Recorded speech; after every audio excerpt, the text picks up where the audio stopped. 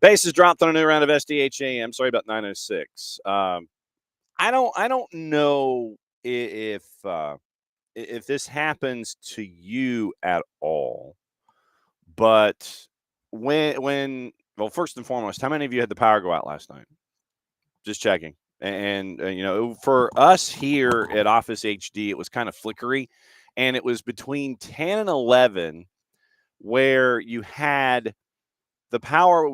It would be like the whole transformer thing where it would go on and off and on and off and on and off, and it would be really annoying. And you would basically have to sit there and turn off everything so you wouldn't have anything like short out. I mean, literally here in the office, I had to turn out all of the monitors and everything. So when the power would come back on, you wouldn't have a monitor pop back off. And then when the power would go back up, the monitor goes off, and you don't want power surges and all that kind of stuff. Anyway, so turned off everything here in the office because I kind of got fed up with everything, and I was just watching what was going on like devices and stuff. So that was kind of the late evening aspect of things.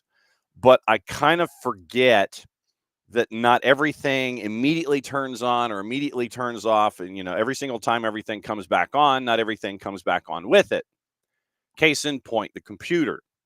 Literally the first time that everything went off last night, computer didn't turn back on. I'm thinking it's like everything else, okay, so the power's back on, computer will turn back on and reboot. No. So it took me trying to remember, oh yeah, you've got to reboot the computer and turn it on separately before things could be what they are. So that's why 906 was 906. Morning, Alex. We do have all the transfer news to get into overseas. Everyone is moving all of the deck chairs around, trying to figure out, okay, who's in, who's not, who's going where. We'll get into all that this morning. We've also got a preview of Leagues Cup. We've also got to review what happened on Saturday and Friday and Saturday in Major League Soccer to get you ready for Leagues Cup. They actually have seeds and seeding and things like that for Leagues Cup. So if I mention like the 28th seed, I think Atlanta United and Necaxa are 28 and 29 of the 36. So if I mention seeds, that's where that came from. So we'll go over the weekend in Major League Soccer, go over the rest of the clubs, get you ready for Leagues Cup, go into juice boxes, get into your previews there. There's some news to get into. There's some stuff below the radar to get into.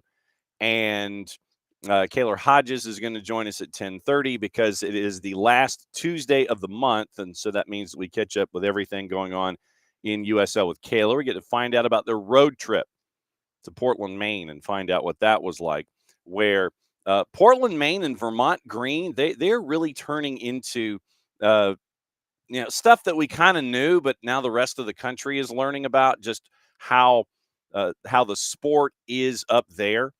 Full disclosure, we are chasing after our friends at Vermont Green, and Vermont Green and Ballard are playing for the championship in USL League 2 this weekend, so hopefully we can have some representation of that before the week is out. Looks like we're going to catch up with our friends at Hickory FC because they are playing in the NPSL championship. Head coach Carlos Rubio, I've given him a couple of time slots tomorrow, Thursday, and Friday.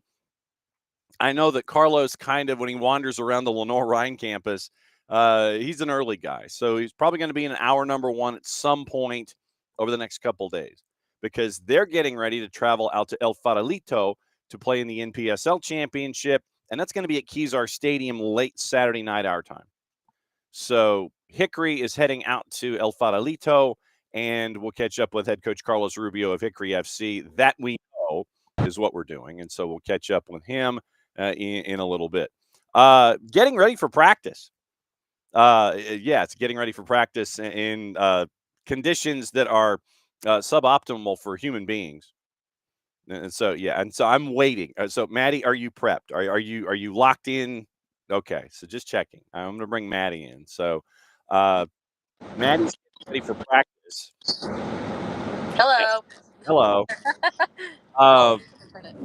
There we go. Now there it is. Yes, there it is. Full picture. Well, nothing. The sun, because if I put it in the sun last time, it overheated. So I'm keeping it like right on the vent. So we're hoping that this stays. Yes. Just wanted to check in with you as you get ready for practice at the Children's Healthcare of Atlanta Training Ground, getting ready for Atlanta United and Necaxa tomorrow in a Leagues Cup. I think we have to say it with that kind of emphasis. Yes, Necaxa, just one of those kind of things where you sit there and you wake everybody up. Oh, there she goes, and she turns it. Switching it the other way. That might be better. Oh, you're still steering. That's fine. That's fine. It's a steering wheel. You're in a car at a practice facility. Does it really matter? You're in a car. No, yeah, it doesn't matter. Yeah, Necaxa. Necaxa. Probably the biggest news involving Atlanta United yesterday was, yes, hydration is important. The release of Luis Abram, which gives Atlanta United some cap mobility when it comes to the remainder of this season. You have to keep an eye out on the better call transaction. Is that where this is? Is this one for one where it comes to the money and how much is left over, all the things? But yeah, the biggest news yesterday, Luis Abram on his way out and being waived by Atlanta United. Yeah, I mean, Chris Henderson has talked about it in the media availability to us last week, and even on 92.9 with Mike and Jason. They want to make moves in this transfer window. They want to make some big moves, and also not even this window, but also even looking ahead to the window at the end of the season as well. So this is probably one of those steps to try to clear up some space to possibly bring in somebody. But it's just one of those things where it's the unfortunate part of this. I wish Luis a whole bunch of luck wherever he goes next. He's a very, very talented center back. Any team would be lucky to have him. Very calm, very composed. But it's a part of what Chris Henderson has talked about, is that they want to clear up space to make room for some transfers and to make some moves here in this window.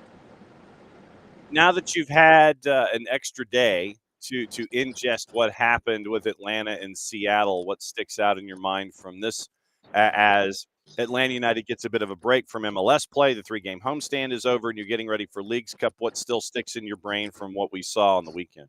I think for me, it's just, I think it's cleaning up just some small mistakes. It felt like a lot of the 2 goals that were conceded felt very avoidable. And it's just cleaning up those small things defensively. But I think you had a really solid first half. I think you had a really good first half, like we saw as well against Charlotte, too. You had 2 really solid first halves. It's just keeping that consistency all the way through the second half as well. And it's trying to find a way to be switched on in that sense. I thought Alexi Maranchuk had a phenomenal performance. I thought he played very, very well, and I want to give him his flowers because he did very, very good. And I'm not just talking about the wonder goal that happened at the end. He played very, very good against Seattle. He played very well against Charlotte, too.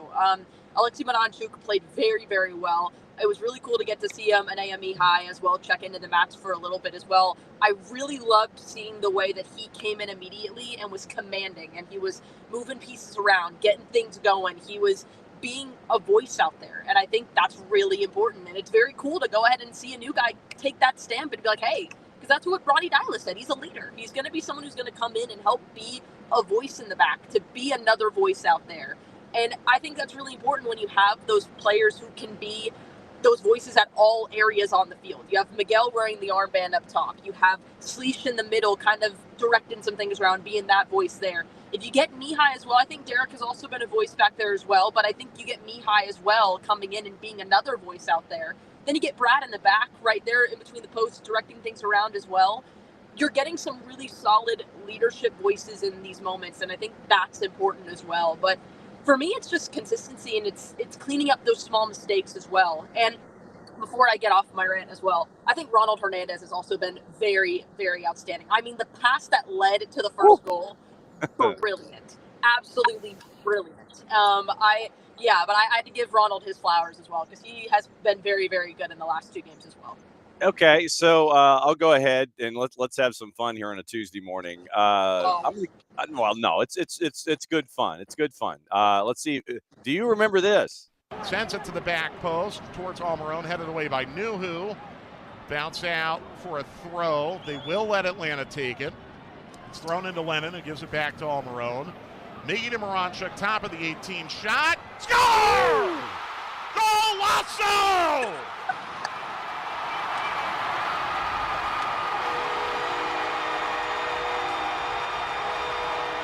From Russia with love. Atlanta United, for the third time in their last 4 matches, steals a point at the death.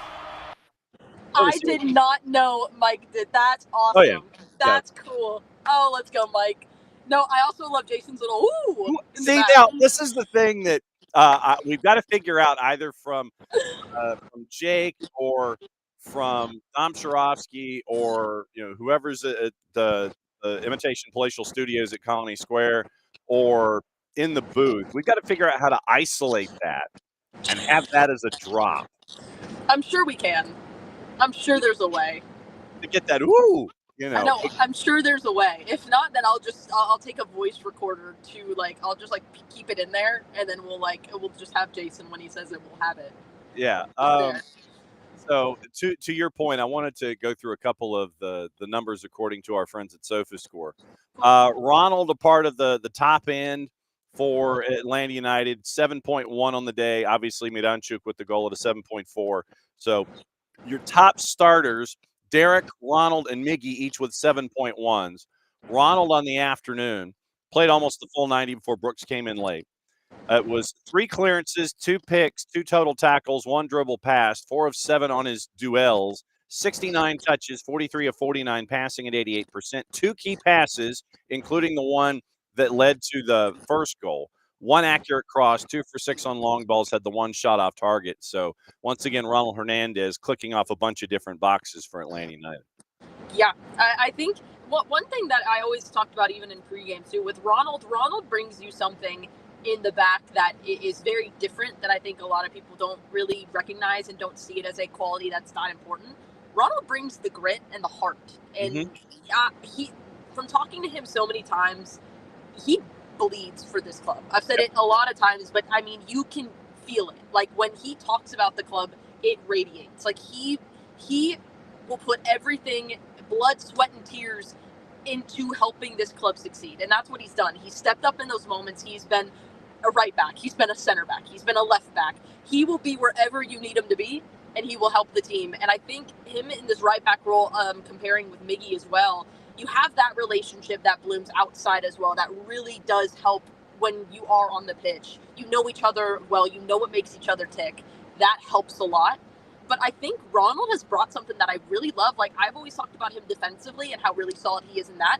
I've loved seeing him offensively. He's had a lot of great moments in the last couple of games where I've been like, ooh, Ronald. Like, there was like him combining with Miguel and with Alexi too. Yep. The duo there with Ronald and Alexi has been really fun to watch. Like, it's like the combination with Luke and Moyemba.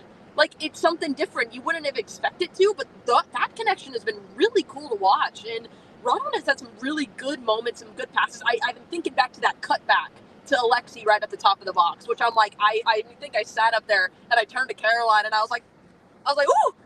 Like, I was really happy with it. No, but I think Ronald has been very good. I think Alexi has been very, very good. I think Miguel has done a good job as well on that right side and that combination there. And I think you're seeing the pieces click here. I think it's about keeping consistency throughout the second half and cleaning up those mistakes and being switched on at all times, because you're going up against Necaxa. And I haven't done a whole bunch of research on them yet. That's my mission for today, is doing a lot of research on them today as well. But it's a new opponent. It's an opponent you've never really seen before. And Liga MX, we all know how good those sides are as well. So it's a new opponent, and it's really going to be interesting to see how United navigates this new challenge heading into Leagues Cup, because it's not like it was last year where you have maybe an MLS club that you know a little bit. It is all Liga MX. It's all Liga MX. So it's really studying, getting that down, and, fueling off the energy of what's going to happen tomorrow. It's first game of Leagues Cup. It's going to be fun. I'm excited for it. I'm really excited. All right, so let me skip forward since I know I've only got you for another couple of minutes before you duck out into the heat and stay properly hydrated.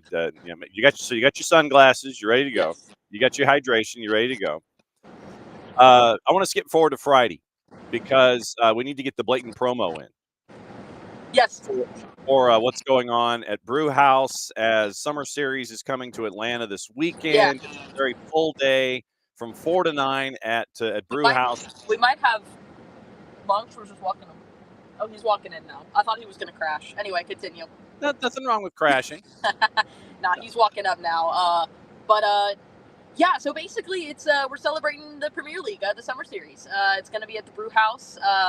It's going to be a lot of fun. I'm doing a bit of a panel with a lot of the fans from each of the sides: Bournemouth, West Ham, Man United. I'm blanking. Was West it Everton? Ham. Thank you. Everton. All the above. We will have. I don't know why I said West Ham. No. Yes, I was right. Yeah. Yes. Okay. Okay, I thought I was going crazy. I was like, what? No, I'm losing my. And then also to West Brown will be there as well. Our good friend Kevin Egan will be leading that interview as well. But I'm going to get the chance to interview some fans of everyone involved in the Summer Series. So that's going to be a lot of fun. It's going to be just a fun day to, celebrate everything and to, get things going. It's going to be a lot of fun. I'm really excited for it. Yeah, come on out to the Brew House if you want. Well, we want them to because we want you to make sure that everybody's there. It's 2:00, Bournemouth and West Ham. 5:00, Manchester United and Everton. Our buddy Drew Dickinson is going to be hanging out with us, covering all of that stuff on the weekend. But yeah, I wanted to make sure that everybody knew to show up early. I believe, I don't know if you or Egan is going to be the one to interview the Premier League trophy. The trophy? Yeah, the you get the thing that you win, the trophy. Yes. Yeah, so it's going to be there. I don't know if you or Egan gets to interview the trophy or not, and we just have to make sure that it is properly guarded so people don't get like their fingerprints on the thing. Oh, the Premier League trophy! No, let me touch it. No, but no. Before you hopped out, I wanted to make sure that everybody was reminded about what's going on at the Brew House, and you get to ask Bournemouth fans about Bournemouth. I do. I get to ask West Ham fans about West Ham. That is true, and All Everton and Everton and Manchester United. Do you need to exit your automobile? I do. I gotta go to training. I gotta go film some cool content. All right, so go film some cool content. We'll catch up with you later. All right, guys. We'll see you later. There goes Maddie. Maddie's at practice because Maddie's got to get ready for Atlanta United and Necaxa. I feel like we have to say it that way, Necaxa.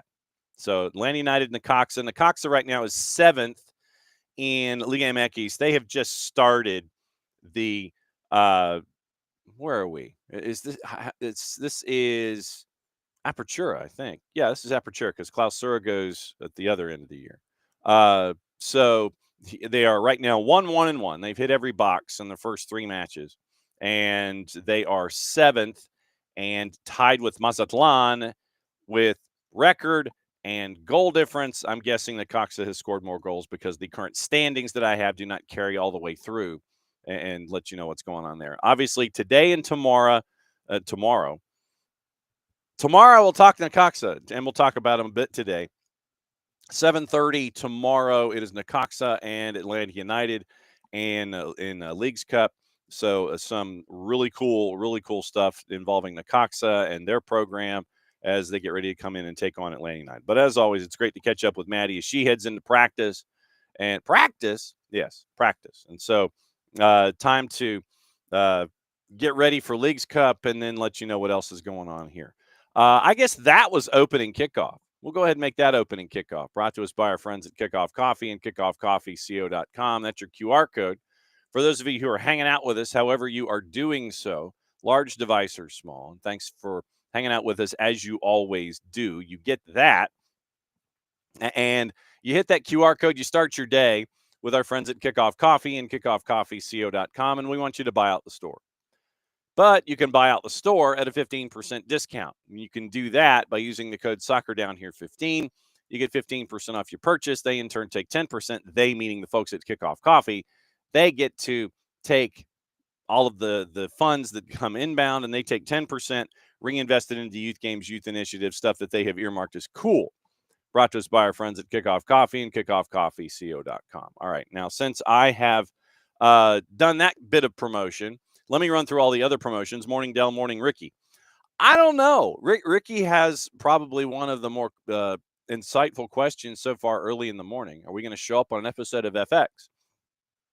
I don't know if Ms. Baston is going to be in the building, but I would imagine that there is going to be at least one camera shooting B-roll, and they're probably going to pay rights fees if they don't, if they didn't have anybody in the building for the matchup in Leagues Cup and all that kind of stuff. So the series, I believe, if I'm not mistaken, the series is actually off and running, and so you can go and follow up on it. And there is the way that like it's Nacoxa America. Hang on, let me get the actual name of the group that owns. Let's see, Nacoxa ownership, because it's like Nacoxa America LLC or something like that. Because it's a 50%, it's almost 50%, and almost not. So it's owned by Ernesto Tinajero Flores and NX Football USA LLC. Literally, it's like almost 50% to NX Football, and that's the group that has all the celebrities in it. And Ernesto Tinajero Flores is the chairman and the owner, and I think that's why he's got slightly more than 50%. It's not quite 50% for NX Football, but that is where that's where they are. So the group that picked up the almost 50% ownership, from what I understand, includes former owners from DC United, former managers from Swansea City, and celebrities. Eva Longoria, Mesut Özil, Sean Marion, Justin Verlander, Kate Upton. And then as kind of a flip, Nacoxa's backers purchased 5% of Wrexham back in April of last year, and Rob Mack and Ryan Reynolds purchased the same in Nacoxa. So Rob Mack and Ryan Reynolds, I'm kind of with Caitlin Olsen in this one. Rob Mack and Ryan Reynolds purchased 5% of Nacoxa, as the NX Football folks purchased 5% of Wrexham. So that's where the layout is. So Senor Flores has, I think, just over 50%. NX Football USA has just under 50%.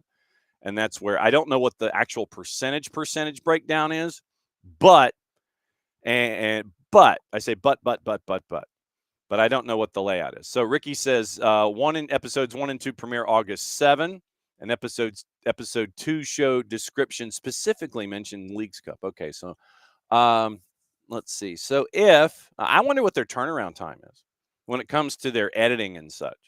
That to me is going to be one of the larger questions here. How close to events are they going to be? Where Wrexham spends the entire season and then you start to get the episodes coming out. Is Nacoxa more of the quick turn? Or what's going on? But I do not know if Miss Baston is going to be in the building on Wednesday, or if she's going to be following the club along as they go in Leagues Cup. So we'll see. And obviously on Thursday, we will report back and let you know what it looks like. And did we see cameras, and we'll all be wearing our SDH gear. So maybe, hey, here's a roundabout way for SDH to make it onto international programming. Wear SDH gear as Nacoxa is playing Atlanta United. Yeah, and Ricky, I think you're right on. He says it sounds kind of hard knocks-ish if it's that quick, and that's the key. If Nacoxa is done more in real time, I think, to your point, Ricky, I think it might be more hard knocksy than Welcome to Wrexham, which is more recap-ish, if that makes any sense. So I think that's what we're staring at when it comes to those particular differences when it comes to TV production in those particular elements. All right, so since we're here, let me go and look at juice boxes for Leagues Cup. First off, let me see if juice boxes exist. I would imagine that they do. So we do World club-friendly Summer Series, club-friendly World Championships. So North and Central America. How about that? Leagues Cup. There we go. Okay. So we do have for today, since we're kind of already in the Leagues Cup portion, we've kind of steered into this. Today it is, and do we have the announcers and or the officials? So if we have announcers and or officials, obviously we'll keep an eye on that too. All right. So MLS Communications is traditionally where we go to find out, do we have announce crews? And obviously, as things go, we will make sure that we are not we're not drifting away or anything like that to all of these. Oh, and you know your mission, folks. The reason that we play the Mananchu goal of the week honors, you know what you have to do. So, all right. So we do not in MLS Communication have the broadcast crews yet. Let's see if MLS On Air has anything. And they have the promos. And that's it. They don't have any up-to-date. They don't have any up-to-date announce crews or anything like that. Okay, so we don't know our announce crews yet. And hopefully on Friday we can be caught up with our friends at Major League Soccer and we can catch you up with Leagues Cup. Okay, juice boxes for tonight. And these are all matches that are going to be obviously on Apple TV Plus and MLS Season Pass. So Toluca and Columbus. Toluca is ranked number 3. Columbus is ranked number 4, seeded. Number 3 and number 4. Toluca right now is a plus 152. Your draw is a plus 275. Crew are a plus 141. The other 7 o'clocker is CF Montreal, favored at home at Stade Saputo in Phase 1 against a 25 seed CF Montreal against 27 seed Club Leon. And that's at Stade Saputo at a little after 7 o'clock. So we'll say 7:10. Montreal is favored at a plus 140. Leon is a plus 173, and your draw is a plus 236. 8 o'clock, it is 19th seed NYCFC. I feel like I'm having to read this like the tournaments that we have in March and April. 19th seed NYC taking on 35th seed Puebla. And this one is not in the Bronx. It is not at Dillon Butler Estates. It is in Harrison, New Jersey. So NYC, ranked 19th, is taking on Puebla, ranked 35, 8-10 kick in New Jersey. No real surprise, NYC's favored at a minus 179. Puebla's a plus 4.25 in the composite, courtesy of our friends at Odds Portal. And your draw is a plus 309. 9-10 start at Helena Shell. It is Tigres ranked number 5, taking on Houston Dynamo, who are ranked number 15. Tigres is favored at a minus 109. Keep an eye on who travels and who doesn't. Then you have the draw at a plus 254, Dynamo at a plus 266. Then you have a 1040 start at BMO in Phase 1. 6-seeded LAFC taking on 33-seeded Mazatlan. LAFC at a minus 175, draws a plus 296, and Mazatlan is a plus 426. And then at the we give that is going to be fun tracking down Adrian Garcia Marquez. If you have the opportunity, and this is literally if this is it, if you're at home and you've got Apple TV Plus, or even if you don't have Apple TV Plus and you have access to San Diego Sports Talk Radio, specifically AM 760, go and listen to Adrian Garcia Marquez. He is required listening in Major League Soccer. So if you have the opportunity to, like, it literally, if you're at home and you want to listen to local radio option, which I imagine is still available on Apple TV Plus. If it's not, then it needs to be fixed, but I don't know, but I would imagine so. If you're up late tonight, here's your public service announcement. Listen to Pachuca and San Diego FC. Go to the local radio option. No offense to who might be calling the match for Apple TV Plus and MLS Season Pass. But go listen to Adrian Garcia Marquez. because of how he is. He was one of my favorites. Full disclosure, he was one of my favorites when he was doing Liga MX on Fox Sports. And you would have the late night Liga MX games on Fox Sports on FS1, and it would be him and American legend Kobe Jones, or it would be any of the other analysts that are there with him. But his descriptions truly do paint a picture, and he also is play-by-play for the San Diego Chargers. So you have that going into the season as well. But Adrian Garcia Marquez refers to the stadium in as much as Snapdragon is the joint that paid the fee that has the name on the marquee.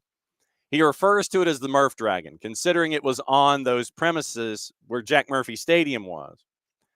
And he refers to the stadium as the Murph Dragon. And since they are in San Diego, the touch lines are not touch lines, they're coastlines. So it's on the east coast line or the far coastline and near coastline. You know, that's literally just a piece of it. I can't do it justice.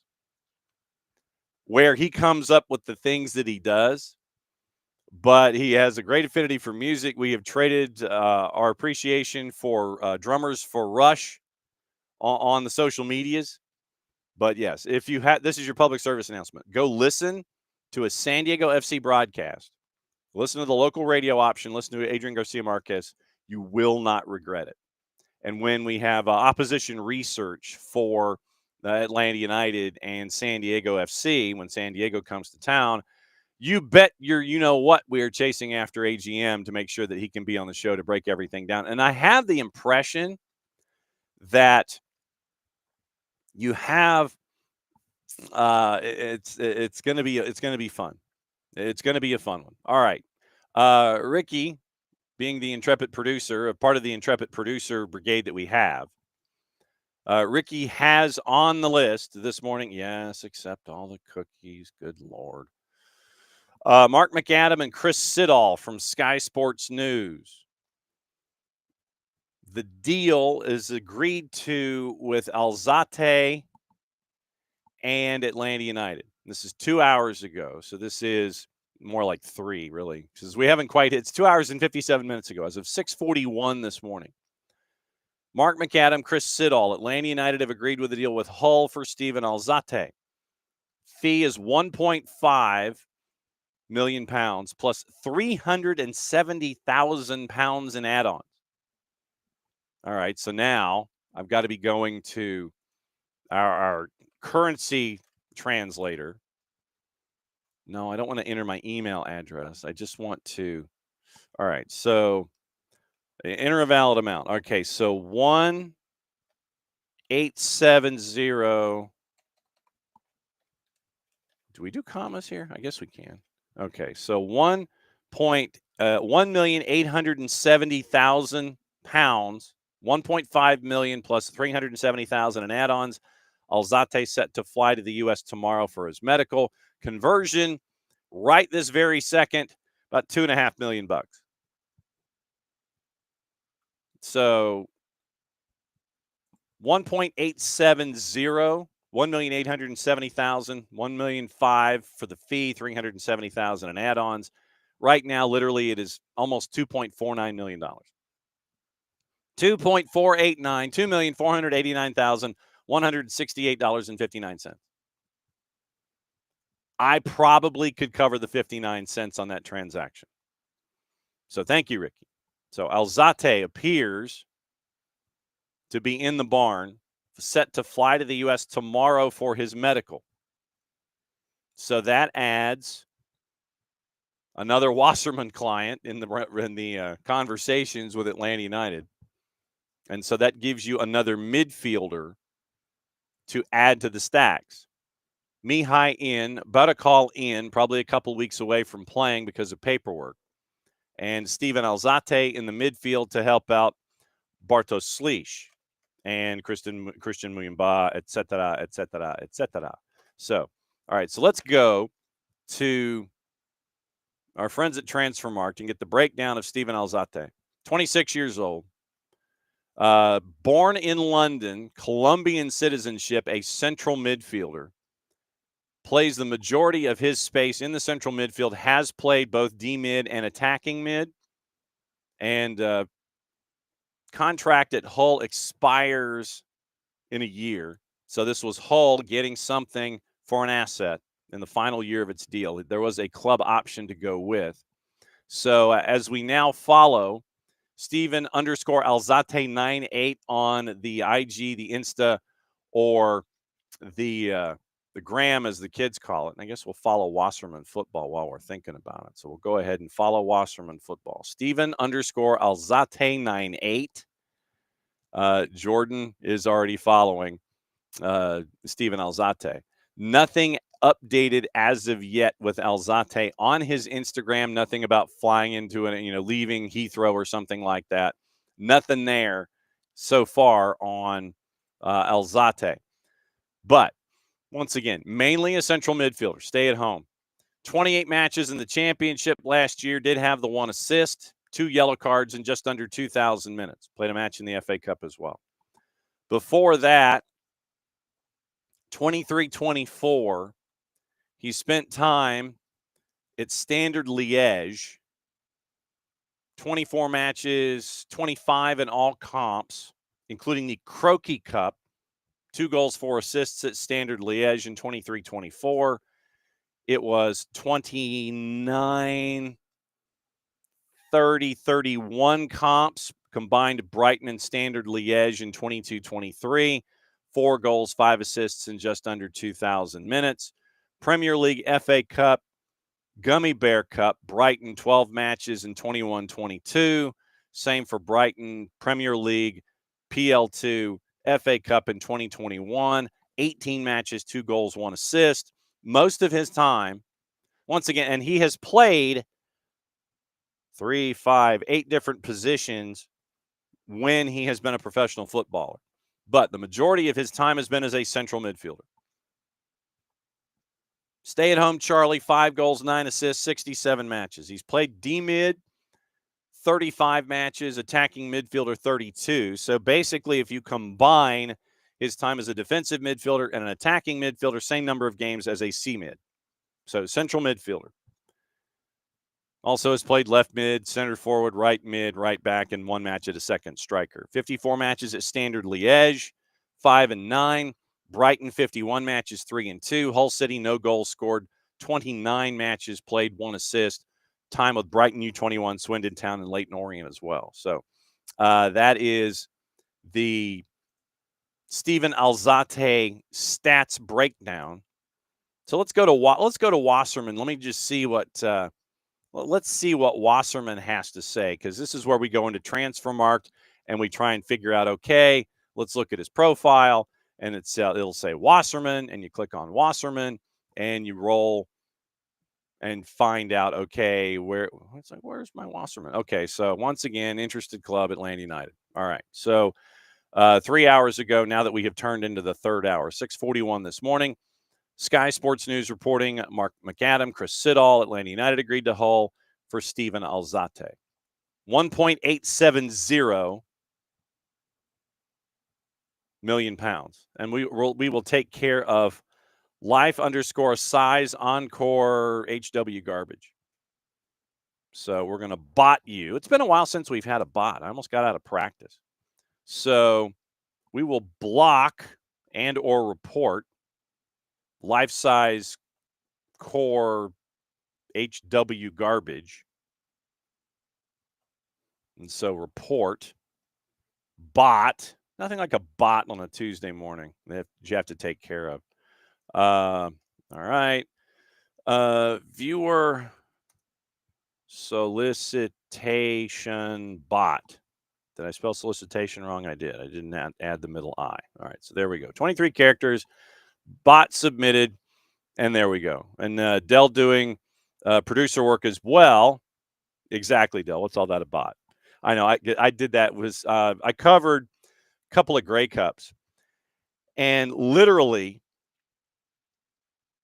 would be like, well, no one says a boot up here with my buddy who was my shooter. He goes, no one says a boot up here in Canada. Sure enough, the first person we interviewed dropped in a boot, and you see the camera kind of going like this. But Dell with the producer work, link the highlights for Steven Alzate. So, all right. So let's see if we can come up with a secondary source. Although I am not doubting Mark McAdam and Chris Siddall. I'm not doing that. Well, you get Tommy Scoops. So, all right. So someone I've never heard of. Permanent transfer in some form or fashion. Let's see. So Pipe Sierra, who is kick streaming Sin Boleta, was with Win Sports and W Radio in Colombia. Colombian International's already accepted the terms to join, traveling tomorrow. And so Pipe Sierra is CCing Tom Bogert. Bogert, 2.5. Personal terms agreed. 7 caps for Colombia. Ben Jacobs also secondarily reporting it. So it looks like it is Jacobs and Bogert from Gimme Sport. They are all looping through on each other. And you had a couple of folks reference other places. So Bogert is CCing Pipe Sierra. So Pipe Sierra and Bogert, along with Alex Crook and Ben Jacobs, and then Mark McAdam and Chris Siddall. So it looks like you have about 6 different folks from 3 separate places that are locking Steven Alzate in and the over. And so that's what you're staring at. So 6 different folks look like they have locked it down in one place or another. So McAdam, Siddall from Sky, Pipe Sierra from Colombian media, both Win Sports and W Radio, and Alex Crook and Tom Bogert and Ben Jacobs. So I'm thinking that since all of these folks are on the same page, I think it's safe to sit there and go, and that Steven Alzate is on his way. Medical or man's flying over. Medical should be happening sometime soon. So Alzate, central midfielder, working his way over, and he should be the next addition for Atlanta United in the midfield here as we are in the window. So once again, Abram yesterday waived. Alzate apparently coming in with all the information that we have this morning. Thank you, Ricky, and thank you, Dell, for doing a lot of the heavier lifting. So, Bogert 6 minutes ago, according to Ricky. So that's where we are. So I guess next we will be waiting for the 5 stripes don't stop from the social media. And, it could be, I want you see now this is where we're trying to figure out how they would announce it. Is it something of a tiger? Is it something of a hull? Is it something Colombia? This is the guessing game that we have with the social team about trying to figure out how they're going to be doing the 5 stripes don't stop. So to recap so far, it is Morales, Cobb out, Abram waived, Mihai in, Betakal coming in, and Leo Afonso in, and Steven Alzate on his way.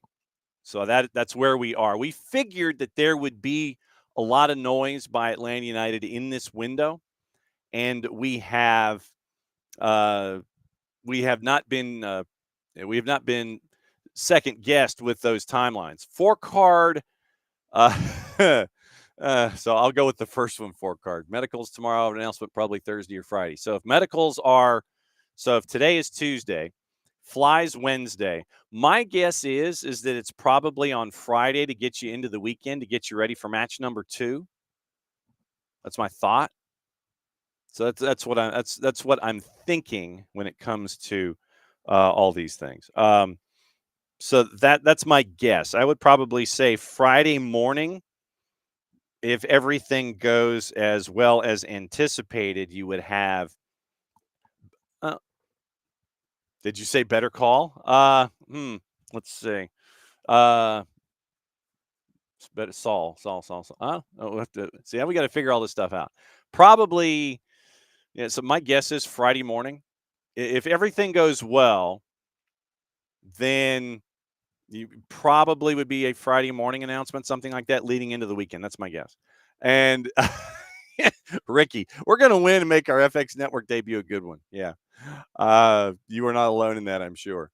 Kaylor Hodges in the month of everything USL. So we got to talk Jägermeister. We got to talk their visit to Portland to find out what it's like to go sample what's up there at P-Hop in League One, USL Championship, all the things. We'll catch up with Kaylor coming up bottom of the hour in about 40 minutes to break everything down. Speaking of transfers, you'll remember, and I want to do this just so I can see, my own responses here. So, all right, I have sent. So 3 days ago,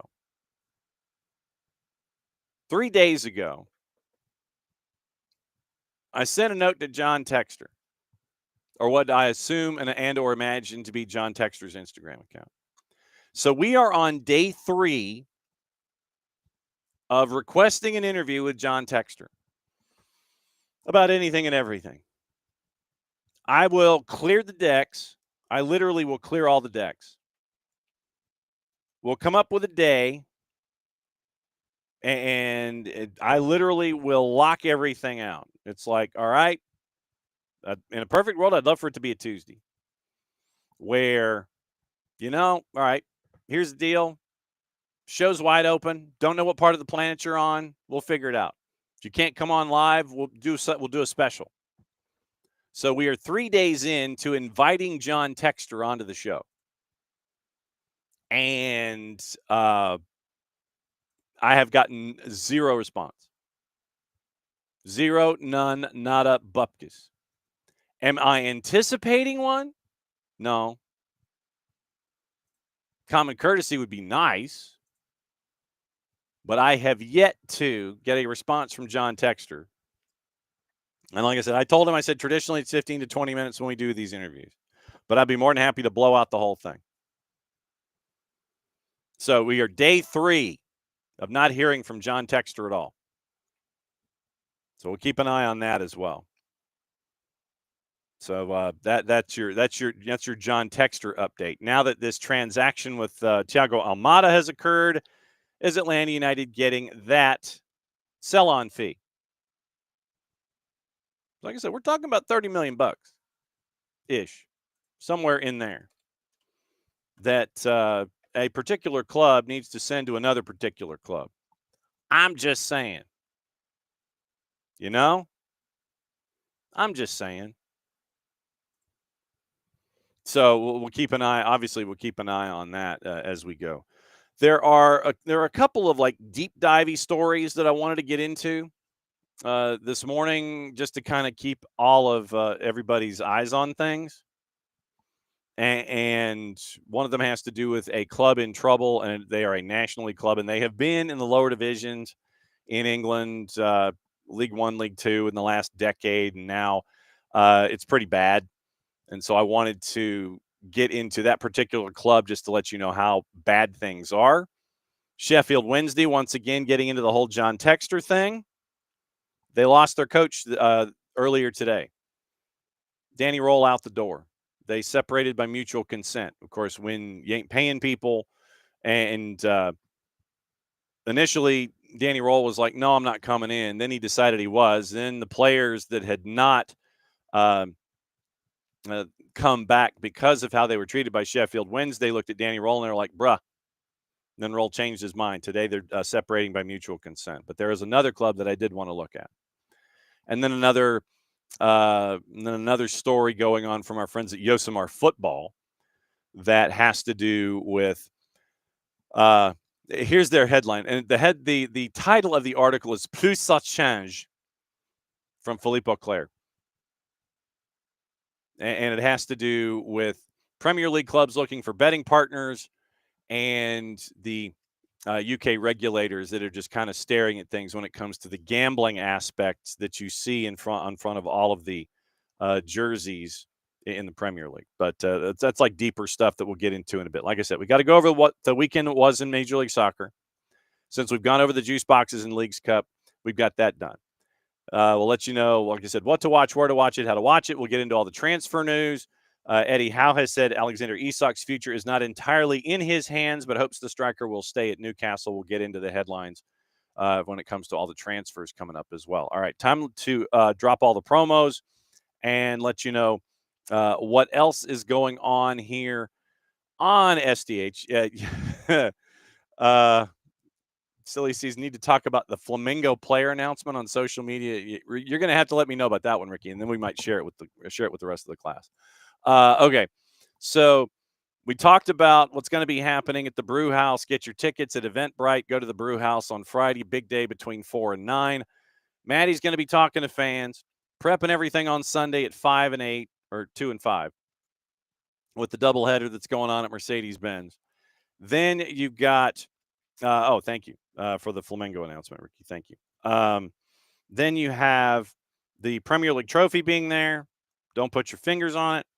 Kevin Egan doing some interviews. Maddie Cruz doing some interviews. Fun inside, fun outside. Brew House. Get your tickets. Be there Friday from 4 to 9 to bust out the summer series here in Atlanta over at the Brew House. And we'll all be there, and it'll be fun to get you ready for yet another big weekend when it comes to the sport of soccer here in the U.S. and specifically here in Atlanta. Okay, promos. Go to soccerdownhere.net. Get all your SDH gear. You can get all the new SDH gear. And what you can do is you can also get all of the retrified stuff that Jason has pieced together. And you can get your Ruckus or your Attack stuff or your SDH stuff with the new logo. You can go to SDH, soccerdownhere.net. Bookmark us so when we have things going on like tomorrow, you'll know what's going on, and you might have more than one thing going at a time, because 10:30 pregame, 11:03 kick, Atlanta United 2 traveling to Foxborough to take on the Revs 2. Talk to Jose Silva, the interim head coach for the remainder of the season. Talk to Javi Armas. You'll hear from them in the pregame show. We'll get you ready for the rest of the week in MLS Next Pro, let you know what happened, let you know what is going to happen. Jason will have the call for you, I think, on Wednesday, but it's the Twos in Foxborough taking on the Revs, 11 o'clock start, and they're doing that tomorrow morning. So keep your bookmarks ready on the network for all of our coverage with the Twos and the Revs 2. That is tomorrow morning at 11. Then we have all your coverage for Necaxa. That is a normal broadcast on 92.9 The Game and the Odyssey app. So it's going to be Five Stripes Countdown, kicking things off at, is it 6:30? Hang on. Is it 6:30 or 7? Hang on. So there's 7:30. So 7:40 start, I believe. I believe they're taking the same format that we do with Major League Soccer. So number 28 seed Necaxa, number 29 seed Atlanta United, Apple TV MLS Season Pass, and Apple TV Plus. So it'll be Five Stripes Countdown at 6:30 with Abe and Maddie. Then it will be Mike and Jason on play-by-play. And then Abe and I will have the post-game report. And it'll be on 92.9 The Game and the Odyssey app, 7:40 kick from Mercedes-Benz Stadium. One of 6 matches that you will have on your tomorrow, not to be confused with these 6 matches that you have on your today. And so you've got that. And then this weekend, where it continues to be hot and heavy, bright and early when it comes to everything going on Leagues Cup, you've got the match on Wednesday. Then they go to Orlando, meaning Atlanta United, to take on Pumas in Leagues Cup action on Saturday. And then on Sunday night, we have Summer Series, and we have Atlanta United 2, and Messi and Friends 2. That's a 7 o'clock kick from the Erector Set in Fort Lauderdale. So it's probably 6:30 pregame and 7:03 kick. Jason will have the call for you there across the SDH network. So soccerdownhere.mixler.com. You can go to soccerdownhere.net. When something is live, you know about it. You click on through there and then hit the listen tab. So you can listen a bunch of different ways. But it's going to be a full week for us here on SDH with Leagues Cup, with the twos, and all the things. So you got that. You can go to Olive, New York. You can get our jersey. First ever jersey that we've ever had. It's a navy blue jersey, floppy collar, the whole thing. And you can get that with either white letters and numerals for personalization or the light blue. Abby's got both. Check with her, check with Alex as to which one you may want. It helps out our Soccer for Good campaign here in 2025. Beyond Goals Mentoring on one sleeve, and it is Soccer for Good on the other sleeve. You can pick all that stuff up. And you can go back to Greg Garza's Instagram page and see him do Blue Steel while he's modeling it with Maddie and Sophia. So that helps out our Soccer for Good campaign and helps out our friends at Beyond Goals Mentoring as well. So you got Olive, New York for the jersey. Go to Grady Baby and Grady Baby Co. You can get the Soccer's Just Better in Atlanta gear, the red, the black, the T-shirt, the sweatshirt, gold embossed lettering, Soccer's Just Better in Atlanta. SDH Network logo on one cuff, Grady Baby logo on the other cuff. That helps out middle school soccer programs attached to Atlanta Public Schools. So that helps out with our Soccer for Good campaign as well here in 2025. Now, also on the board, you can go to the Chant app. You can go, what do you do for $10 a year? $10 a year, that's what, a couple of lattes? You can be a Fanatico at SDH. Be a Fanatico at SDH. You get a lot of cool discounts from a lot of different partners. And just to give you an idea as to what you can do for $10 a year at the following address. And like I said, the need help button is right there in the middle of the whole thing. So I don't know if I'm typing it correctly until I see it, and then I have to yell at myself for not typing it correctly. I will put the address, group.chant.fan/soccerdownhere/join. So did I type it correctly? I hope I did. So there we go. Group.chant.fan/soccerdownhere/join. Become a Fanatico. $10 a year. Helps out our Soccer for Good campaign to give you an idea as to all the different places that you, folks, can get discounts from by being a Fanatico. Here you go. Brass Tap, Moxie Hotel at Midtown, 20% off hotel food and beverage. South Main in Watkinsville, Schoolhouse in Marietta. Hard Cider, half off flights, limit one per visit. Roswell Street in Marietta. Elixir, Buford and Monroe. Round Trip in East Cobb. Social Fox in Norcross. Keys to Flavor Catering, 15% off your first catered event. Fido Midtown, 10% off all food tabs. O'Sullivan's, $5 beers, 10% off your food bill, 10% off your merch. Lloyd's Soccer, 20% off select Atlanta United gear to the Johns Creek location. Finished Goods, $1 off beers and Winders. Slow Pour, $1 off beers in Lawrenceville. Outrun, $1 off beers in Stone Mountain. Tires Plus in Alpharetta, 25% off alignment services, off oil changes, 50% off of 4 tires. Or 25% off alignment services. That's a dollar sign, not a percentage.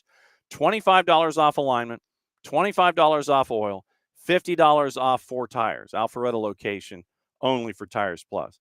Dad's Garage, $2 off beer and wine with a paid ticket. And Chateau Arenal, that's the resort in Costa Rica. Literally, you get a code. And as a Fanatico, if you wanted to go to Costa Rica and go to Chateau Arenal, you could do that. Get a code. Fanatico, get a code.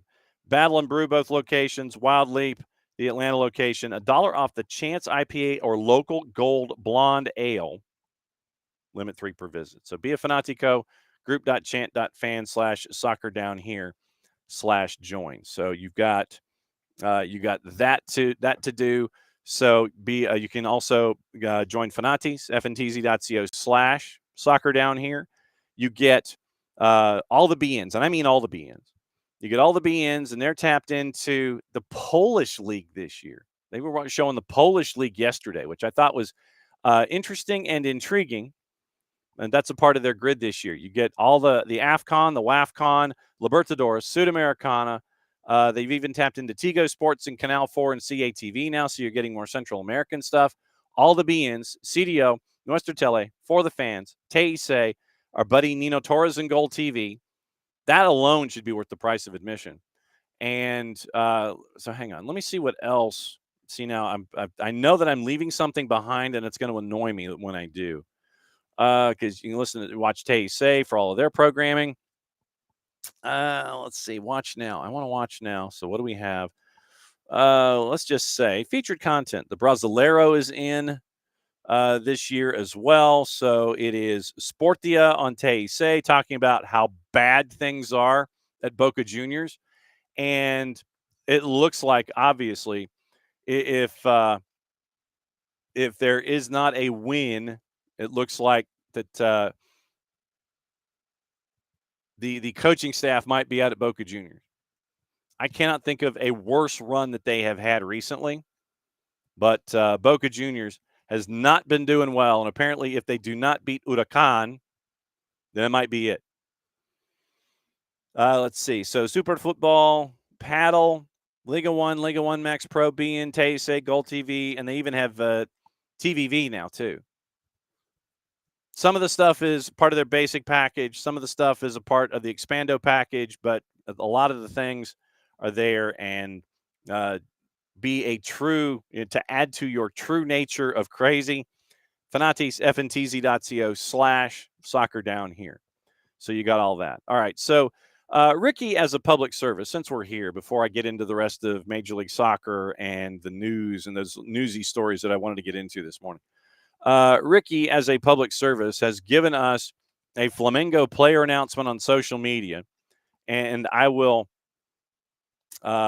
Emerson Royal as Black Panther. Wow, that's a lot of work. So here's where it is.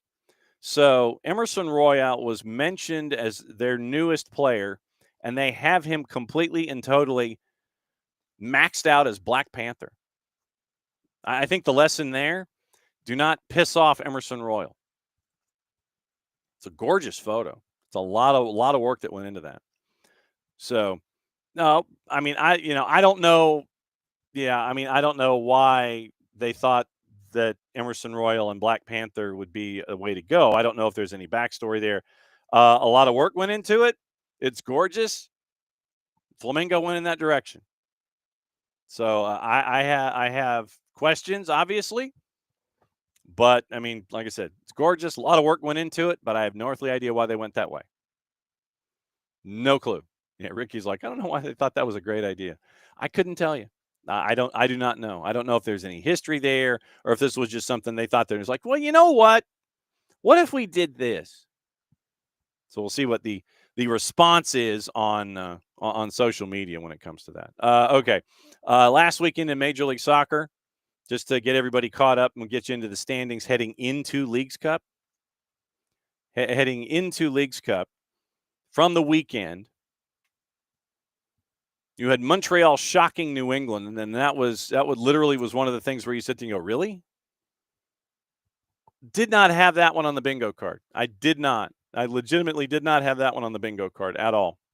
And so you end up with Montreal shocking New England, and now, since it's a day that ends in Y, everybody in the Northeast is sitting there, and they're looking at Caleb Porter, and they're going, why are you our coach? The hardcore fans are sitting there going, you know what? Really? We have to put up with him after all of that run of form, and then all of a sudden, not so much. So back on Friday, CF Montreal at a plus 337 beat the Revs 3-1. Purple team beat Crew 3-1. I think that the margin was probably a surprise, but of course, when you're chasing a match and you're down, then you end up with transition moments, and that's why it got to 3-1.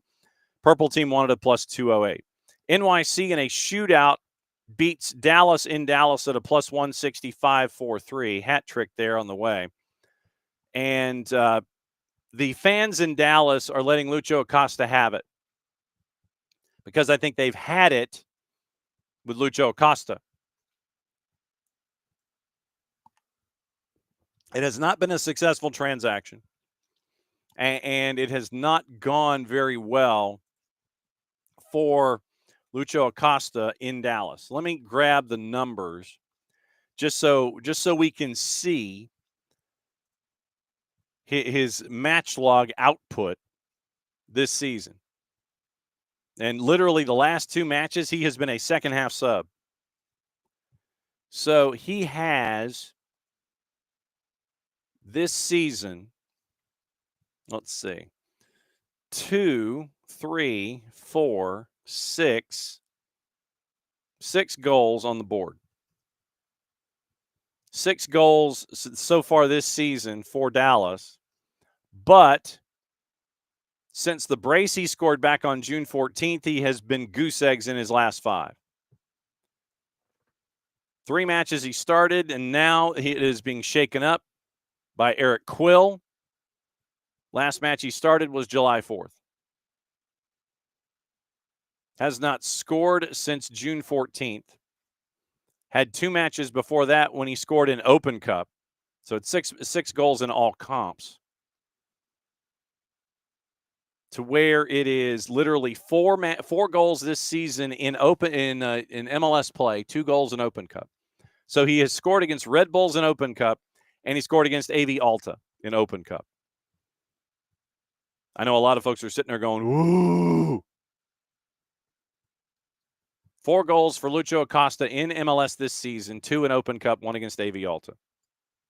Fans have had it. And they are letting him. So if you want to go on social media and you want to see just how much, they're letting Lucho Acosta have it. The fans of FC Dallas have had it.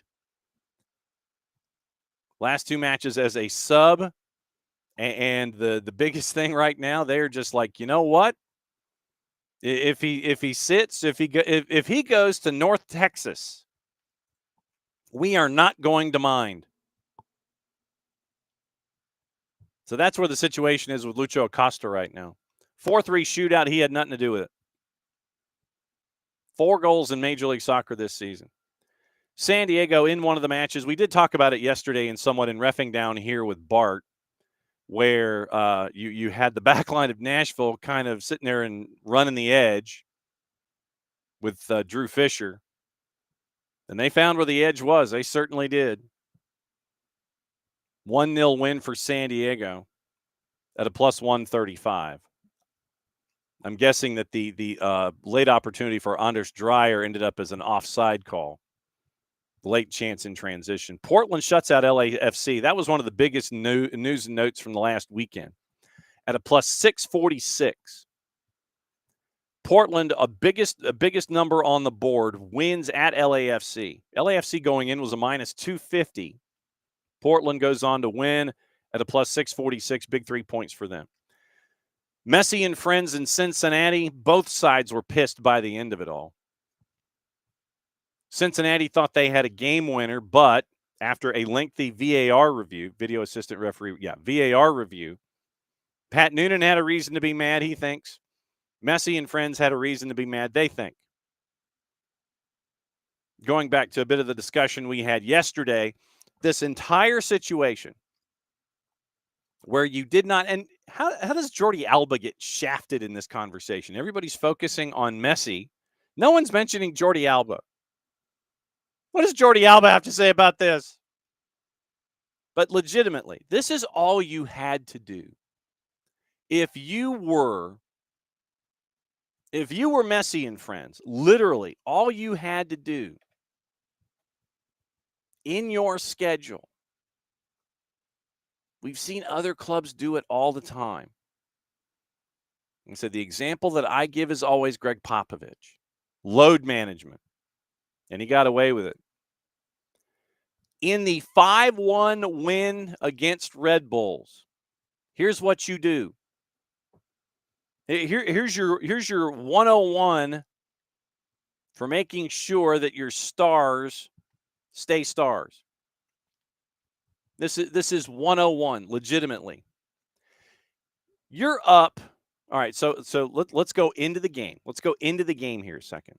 So you had a goal for Red Bulls in the 14th minute. Jordi Alba scores the 24th. Telesco Segovia scores in the 27th at 45 plus 3. So it's 3-1 at the break. Then, actually, Falcone, a yellow, Marcello Weigand, a yellow, and color me shocked. So, Messi scores in the 60th. Substitutions happen. None of them Messi. Kromaski in, Allende out.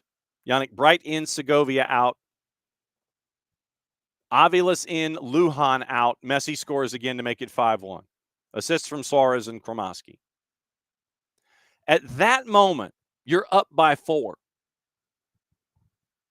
At that moment, I'm thinking that the match is in hand. Maybe before the match in Harrison, New Jersey,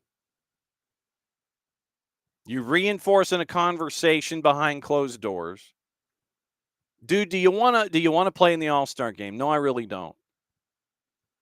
Okay, then let's do this. At a point late in the match, I know it's not what you really like, knowing the competitor that you are. What if we did this? 70, late in the match, match is in control. If the match is in control, let's do this. We check you out of the match. We have the physios look at you after the match is over. We come out in the post-match press conference and we sit there and say, we're going to keep an eye on Leo. We're going to keep an eye on him, muscles, 38 and all. We're going to keep an eye on him and try to manage his minutes and make sure that he's going to be okay for us because of all these competitions that we've been in, et cetera, et cetera, et cetera. So you send up a bit of a flare after the Red Bulls blowout. And then you go to the league and go, and this is literally after you have checked him out of the match. Like I said, if the match is in control, match is in control. If not, then after 90 minutes, then you still come out after the match. Physios have told me that we have to kind of manage Leo and manage his minutes because he's got a muscle pull or a strain or something like that. We got to keep an eye on him, especially if we want to be as successful as we want to be and win MLS Cup for our fans here in 2025. And that is the word. It goes public. It goes public. Hey, we got to keep an eye out on Leo and Jordi Alba. Jordi Alba, by the way, checked out in the 85th minute. Morales came in for him. So Jordi Alba checked out. Jordi Alba and Messi are supposed to go to Austin to play in all-star festivities and parties. But if you come out after the Red Bulls match and sit there and say, hey, we got to keep an eye on them, and then the league knows, like literally, you say it publicly, the league knows, hey, okay, we got to keep an eye on Messi and Jordi Alba. They're kind of slowing down a little bit. We got to keep an eye on their muscles. They're going to spend some extra time on the training table. They may not practice, on Monday or something. They may not go through things. So, their participation in Austin might be in doubt. They'll go. They'll go and they'll hang out. I don't know how effective they'll be. They'll be great ambassadors for Messi and friends, but they'll go. You didn't do that. You basically said that you didn't, that at the last, they're not going. Now you understand the hue and cry. If you had laid some groundwork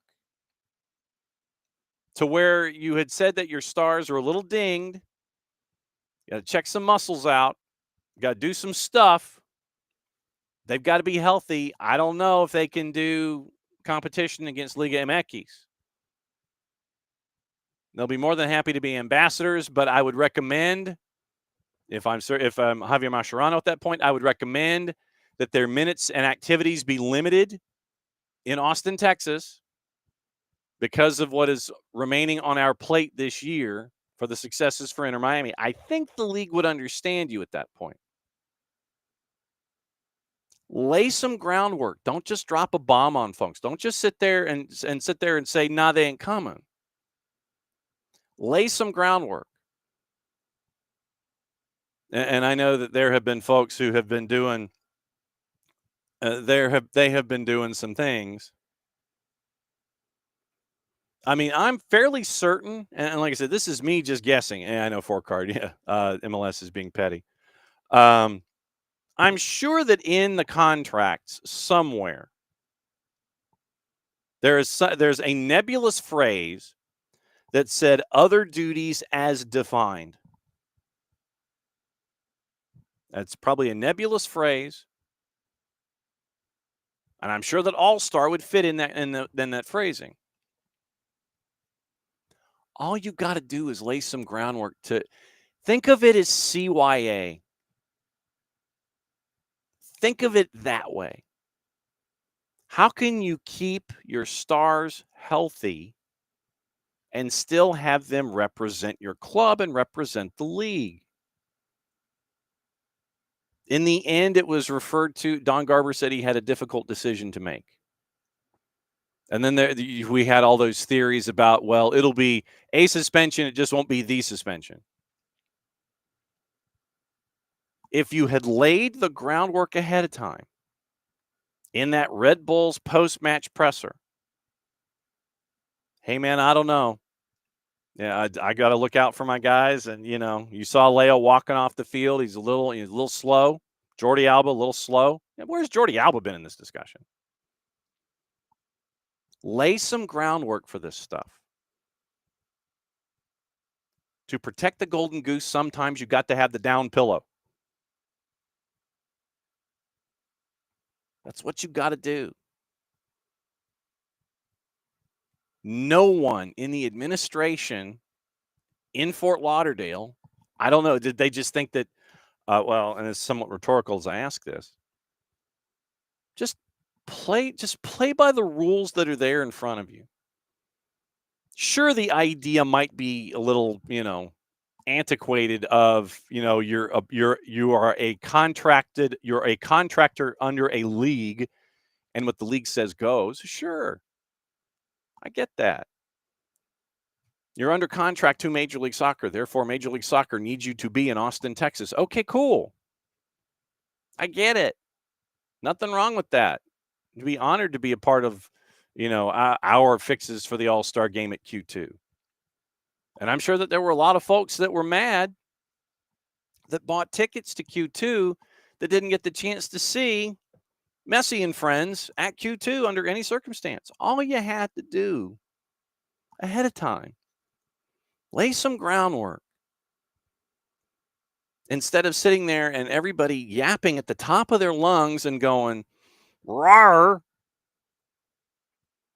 about being mistreated in this situation, about an arcane rule.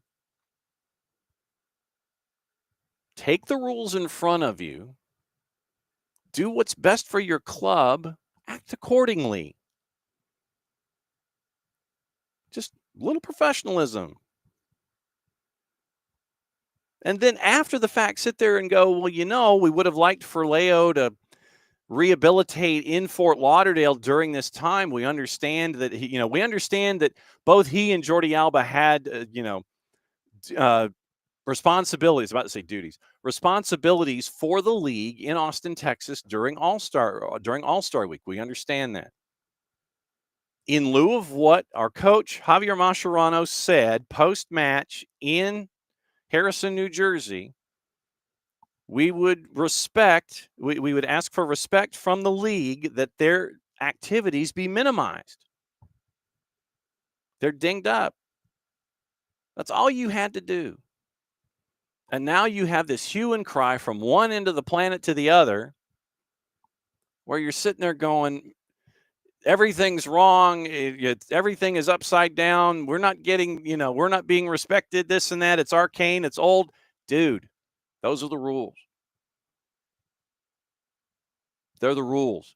RULES rules. That's what they are. All you got to do is abide by them. It's not hard. We're catching up with him before the school year starts. And he's in a car. I guess he worked out early this morning. He's trying to get everything all squared away. So we bring in Kaylor Hodges and find out what's going on in the world of USL Championship, road trips, etc. Kaylor, where are you, sir? I am currently in a truck, and I am taking a slight 30-minute break of teaching so I can talk about the USL Championship, League One, and Portland Hearts of Pine, and League Two, and all the good stuff that's happening in the world. Absolutely true, and we thank you for it. First off, let's talk about the roadie. How was the road trip, sir? Well, second straight year, I was What? unable to go. However, I got a new job, and the week I started my job was the week we had to go, and it turns out they don't want to give you PTO then. That's a whole thing. But everything that I've gathered, and I've talked to the guys, and we were able to get everything set up. I mean, Patty and Damien and Kevin, everybody at Portland were class, and the videos I've seen so far, the videos that we're putting together for the USL show, it's incredible. We loved Oakland, but they said this several times on the show. Portland Hearts of Pine are the class of the USL now. The class. Okay. All right. Okay. We can't wait for that video to be punched out, popped out, and shown to all the places. And it's something that we got into a little bit early on in the program, where we were talking about P-Hop and we were talking about Vermont Green, and we're chasing after Vermont Green as they get ready for Ballard for the League Two championship. Yep. But the Northeast, they're really showing that if you didn't know us as a market, then you're really going to get to know us as a market, because you can't get seats at P-Hop, you can't get seats at Vermont Green, and Vermont Green's chasing after a championship. Yeah, when we talked to Kevin Scholl, who you guys know from his Atlanta days, but we talked to him, and he said, yeah, there is not a single seat available for the rest of the season. We are sold out for the rest of the season. He said, we can't really control the resale market, but it's getting up to $80 to $100 per seat for just the USL League One season. Wow. And he was like, we can't control what people buy and resell, really, but that's what it's going for. It's been incredible. And with Vermont Green, they've always had this showing. And then you had University of Vermont win the NCAA, and you saw the kind of crowd they had. I mean, heck, South Georgia Tormented Zone, Yana Bazzini has been absolutely killing the game down there. And you're seeing the quality of the Vermont Green and University of Vermont. I feel like the Northwest or the Northeast got a bad rep because people kind of see what the Red Bulls kind of look like right now, what the Revolution look like right now, kind of what New York City looks like right now. But if you know anything about Northeast sports, they are fanatics about everything. I don't think it's a shock that this is a hotbed, as it should be, because you have owners that are trying to do right by the fans at all times. USL Championship, as we look at things, you've got Jägermeister stuff going on. Legion have acquired Malik Howell from Vegas Lights. Isaac Ankings joining Forward Madison from Rhode Island. Vegas Lights get Mackenzie Gaines and Anthony Herbert from New Mexico. Where do you want to start? I think the biggest one is the corresponding move for Las Vegas Lights, which was sending Valentin Noel to New Mexico United, where, I mean, Noel is one of the brightest young attacking players. I say young. I mean, he's like mid-20s. That's young, but not according to soccer anymore. But he is one of the bright players that this league has offered. He's reunited with Sanchez, where he really shone brightly. And this is an open West. We see FC Tulsa sitting on the top right now. But I think everybody knows what New Mexico is and what's coming. And the fact that Noel is adding to that piece and adding to that midfield, adding to that forward line, people should be terrified on that front. Kind of for the Southeast people, if you're looking at the Legion thing, I think the Howell signing is, and it's a signing for now, but I think it's more of an intent for the future. As you are seeing, like Rami Zamuda, he's not going to be in Legion for very long. He's going to be sold for a lot of money. You have guys like Famo Kavita, who's been injured lately. You know, you have a lot of kind of rotation in his back line. Thiago Suarez is only in on loan. That feels like a next year signing, despite him being a Jamaican international. You mentioned the West and Tulsa right now. It's like you got two groups, basically. You've got the lead pack with Tulsa, San Antonio, 2 points behind. So we're back to good San Antonio now this season. Yep. New Mexico at 25, Sacramento at 24, and then the chaos. You have Phoenix and El Paso at 23, Monterey Bay at 22, even though they've lost 4 of 5, Orange County at 20. They right now with 2 matches in hand are ahead of Roots, who have won 3 of 5. Lexington's at 19. Lexington hasn't lost in 5. Vegas Lights, they've lost 3 of 5. They're kind of stumbling around, and when they lose big. Their goal difference is massive right now. And Yep. Switchbacks right now at 18 points. So you got 8 teams separated by 5 points from 5 to 13 in the West right now. Yeah, I mean, I said it last time. Look out for Lexington, of course. I mean, the talent they have is ridiculous, and they finally have landed on an 18-day match day roster. When they just kept signing people because they realized they could just keep doing that, they just kind of kept rotating that 18. It feels like they finally landed on, like Terry Boss has landed on something. I've said it from day one. Pamaduka in Phoenix, I respect him so much. I watch any post-match presser for him, and I want to run through a brick wall for him. And it shows you why Phoenix may be overperforming a little bit. I don't know if Phoenix is good enough to compete for a championship, but also it's Phoenix. They're a little bit of the dark empire. If they make it to the playoffs, you fear them, especially they are playing as a team.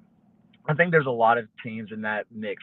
Oakland Roots, not only are they getting hot, and I made the mistake a few weeks ago saying we see this with Oakland every year. They get a new coach, or they have a coach, they start playing bad, they fire their coach, they getting a new coach, they start winning. We're like, oh, this is the answer. But Phil Albert has done something which has made them defensively solid. This is sustainable, right? The last few times that we have seen Oakland fire coach, hire coach, they'll score 5 goals, they'll concede 4 goals, and we're like, man, the vibes are immaculate.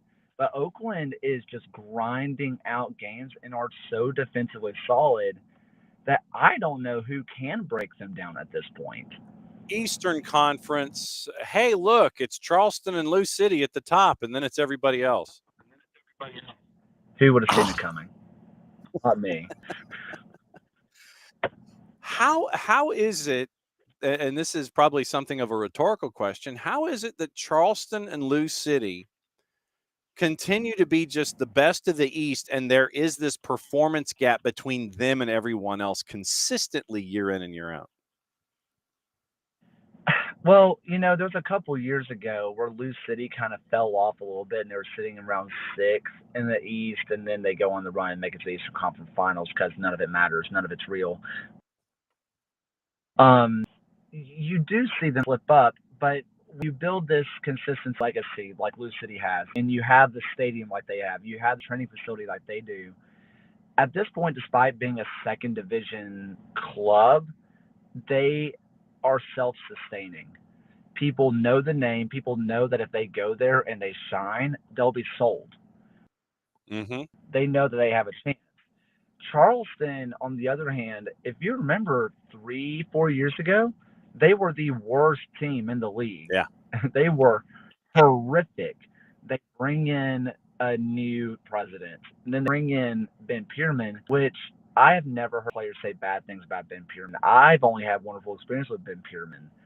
That's a guy that plays fun football, right? And we talked to Oliver Gage a few weeks ago, who's at Loudon, and this connects because Charleston was not very attractive. Loudon was not very attractive. We know that. But Gage said that they said, you know what, screw winning maybe a little bit. We're going to play attractive soccer. We're going to play fun soccer. So when players played against them, they kept telling them, hey, that was a fun brand that you played. And that's what Ben Pierman did. A lot of people, he brought in good players. They brought in expensive players, but he made them fun to play for. And so now they have become self-recruiting because when you go there, you're going to have a good time while you're doing your job. So they have become self-sustaining at this point, which is the exact opposite way of Bob Lilly, who they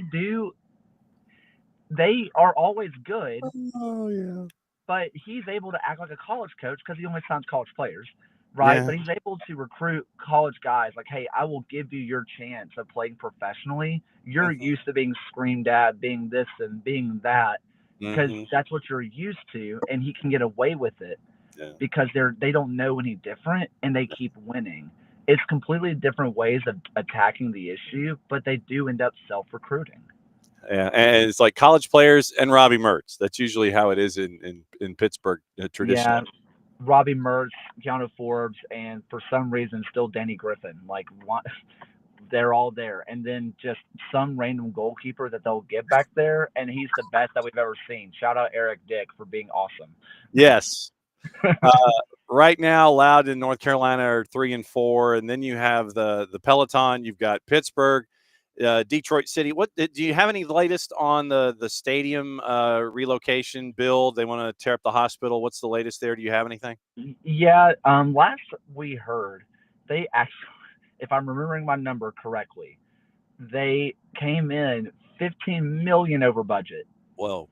However, they have investment for it. Ah. They're already getting sponsorships to build up that money. So it seems like all systems go on that front. It feels like that is, of all the possible stadium ventures, that's the one I'm willing to put money on that has not already put a shovel in ground. And wheels kind of came off a little bit with Detroit City. I think it was Trevor James was released from his duties up top, if I remember correctly. Yeah, there's a lot of speculation around that, but his wife is still with the club.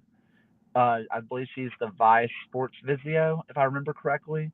And she was reportedly not released from the club. So it feels like it was a bit of a mutual decision, and maybe not because they weren't doing well. There's a lot of speculation that could go in there, but clearly there's no bad blood between those. Okay. I do think, though, that with a new director of football coming in, Danny Dichio might have the hottest seat in the USL across any level. Hmm. Because their standings say one thing, but you have to watch the Detroit City match. They are pretty handsomely the worst team in the USL Championship right now. Wow. They are horrific. They got found out. Everybody figured out that when they play as direct as they do, if you can stop that, they had no other options. And that's not to say that they can't figure it out. They have an extremely talented team and they can get themselves right. But if you're looking on form, it's pretty grim, and it does not look like it's getting any better. That if Dickio does not really sort this out in the next few weeks, I would not be shocked if he's let go and they let the new director of football figure out his next manager. 1 win in 5, 4 points in their last 5, 3 losses, and right now they're in 6th. And we mentioned that Peloton that's there, not quite as crazy as the West. Pittsburgh at 5th at 22, Detroit City at 21, having lost 3 of 5. Indy 11 at 20, and they had a 2-game win streak snap last time out. Legion at 18, and they have better goal difference. They have 1 less win than the Miami FC, but right now it's marks in each of the 3 columns, but Birmingham has only won once in 5. The Miami FC has not won in 4. Rhode Island with El Clamico in the back pocket, they haven't won in 4. Rowdies, and you want to talk a stadium situation and ownership and everything with Tampa Bay. I mean, the Rowdies, what's your vibe on the Rowdies? Because it's the same ownership group that owns the Rays, and we know that Stuart Sternberg has put the Rays up for sale. We don't know what's going on with the future of the Rays. Are they Tampa? Are they St. Pete? Are they not going to be? Are they going back in the old Sun? Are they going back in the Dome? What's going on? What's up with the Rowdies? Okay, so first off, they get Dom Casciato as their head coach. I mean, that is Yes. such a big pull. And that shows, I think, a lot of people that they don't need to worry about investment. The investment is still there. Now, Sternberg has pulled out. He is no longer they've put the team up for sale. With the Rays, the Rowdies are also for sale. Mm-hmm. The Rays and Rowdies are a combined venture. They are attached. Okay. So if you buy the Rays, you buy the Rowdies. Okay. So that's going to lead to some interesting things. Granted, when you're looking at what does it cost to run the Rays versus what it costs to run the Rowdies, it's a drop in the bucket. It's absolutely nothing. Um, there was that conversation of will they move out of Al Lang? That felt like a lot of political posturing between Sternberg and St. Pete. Uh, we want to keep you around, but if you're not too sure, we're going to tear down Al Lang and build our own thing because we can do that. Felt like a lot of posturing to me. That's kind of what I was hearing as well.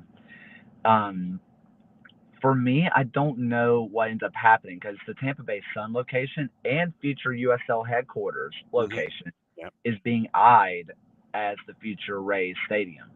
That plot of land is being eyed as the same thing. And while the Sun and Rowdies have shared ownership, Sternberg is not the shared owner. So that is a completely different venture. So a lot of people just assume, well, the Rowdies will just move in with the Sun and everything will be fine. Maybe not. So I don't know what's going to happen there. I don't know if the USL has purchased the land because if they have and they sell it to the Rays, they're going to come out big profit, build somewhere else. Yeah. But not too sure how that's going to look. If there's about to be a legal battle between MLB and USL, I think we know who the winner is going to be. So that's going to get a little bit messy on a little bit later down the road, depending on what happens with what the Rays want to do. Jägermeister, Greenville advanced out of Group 6, Loudon out of Group 5, Hartford's a wild card, Rhode Island is in advanced out of Group 4, Birmingham's a wild card out of Group 3, Indy 11 advanced, San Antonio out of Group 2, Sacramento out of Group 1. What are your takeaways out of Jägermeister to date? First off, it may be the best cup competition ever existed. I love the Jägermeister Cup so much. But there's a lot of things that go on here. There's going to be a couple logistic things that happen, so kind of keep your eye on some logistics. Dates are dropping in like 15 minutes. Dates and times drop very soon. For me, I think there's a couple things to keep your eye on. And congrats to Greenville. They were the only flagship League One to go through. They are carrying the flag, and I don't think they could have gotten a better draw than Indy. I think they can beat the 11. The 11 have been really good at shutting up shop, and we're just going to kind of be a little defensive. So is Greenville. So Indy is going to have the onus on them to try to go forward. I think Greenville can sustain that pressure. And that's not Indy's game. I think this is a perfect situation for the Triumph to win. I borderline think they're going to. When you're looking at Rhode Island Legion, who are going to be facing up, Rhode Island doesn't look great. Legion are on the up and up right now. It's going to be a home game for Rhode Island, which is great for them. But home has not been friendly confines for Rhode Island FC.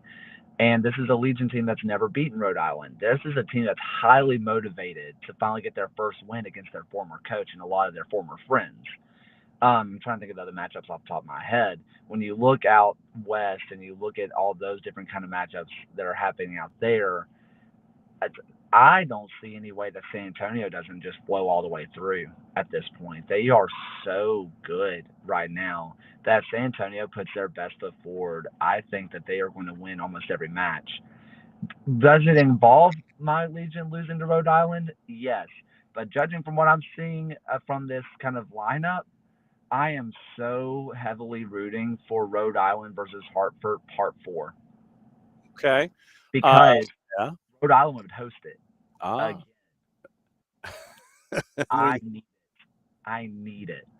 We know what that means. League One, it's stuff on the field and off. Spokane's kind of come back to the pack a little bit. It's turned into a big gaggle up at the top.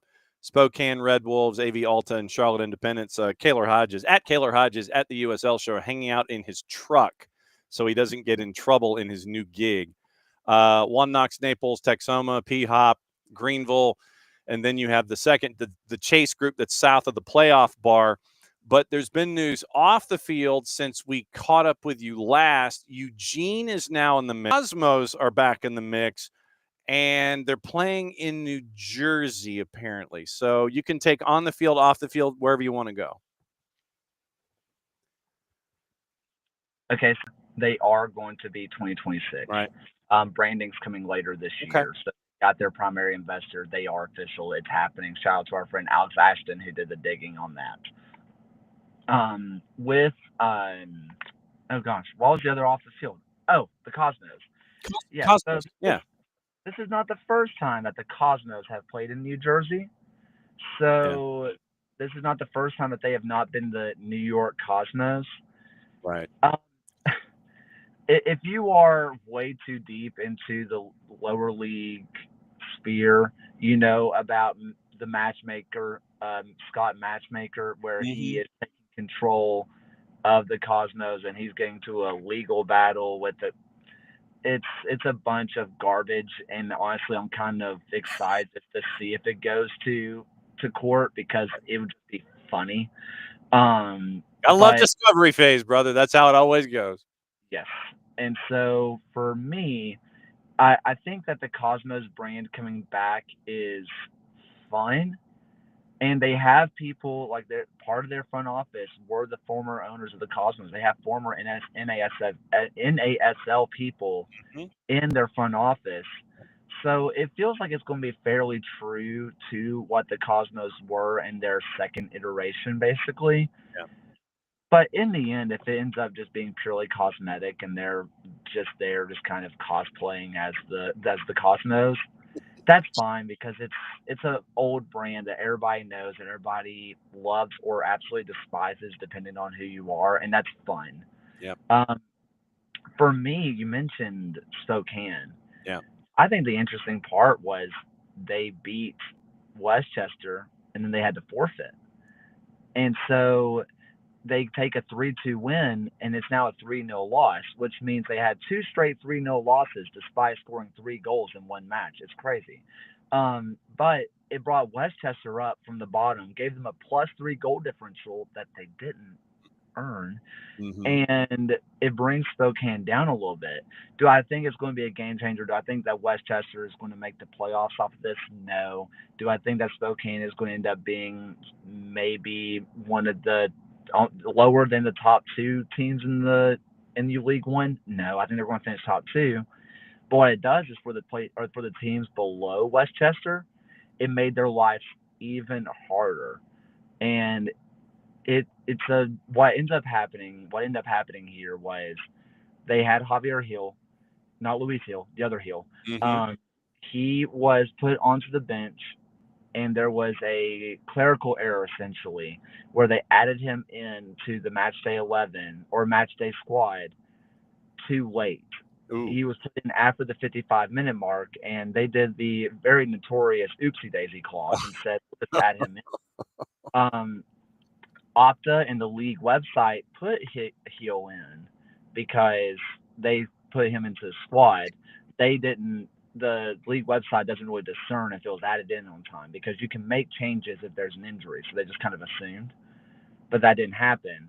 He wasn't added into the roster, and they played him. He got a key pass that led to a goal, and then about 10 minutes later, he gets pulled off the field because the other team realized he wasn't on the roster. So it turned into this big chaos, and Spokane loses 3 points off of a really simple mistake.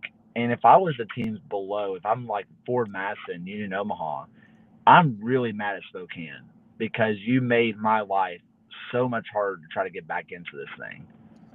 All right, one last question so you don't get in any more trouble. USL2's got a title game. Ballard's in it. Oh, no, what a shock. And it's going to be Vermont Green and Ballard. This one really, I mean, if you didn't have your field trip already planned where you'd gone to go see P-Hop, my guess is you'd probably be up there at Vermont Green taking in this one.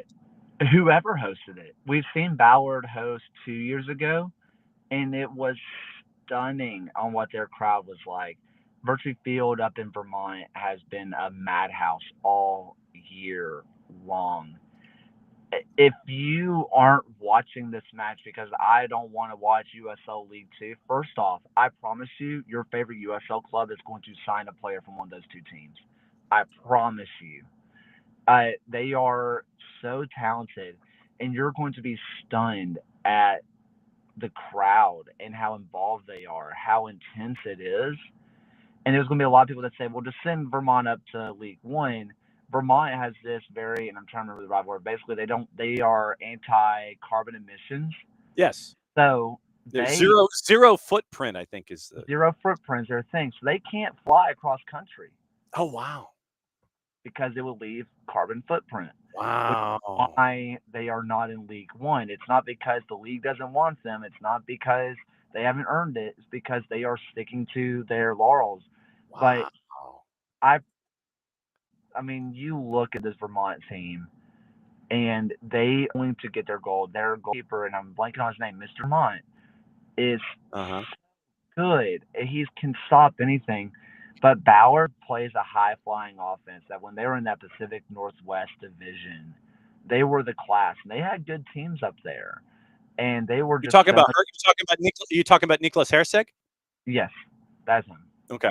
Yeah. And they just, I think that this is going to go to penalties. I think these two teams are so evenly matched, and I promise you, you need to watch it. You need to watch this match. These are two class teams that could be competing. About half of the players on each team are going to be professionals, and it's a beyond professional atmosphere. It's going to be incredible. And on that note, do you need a note to get back in class? No, I can just say I'm sorry, and I think I'll be okay.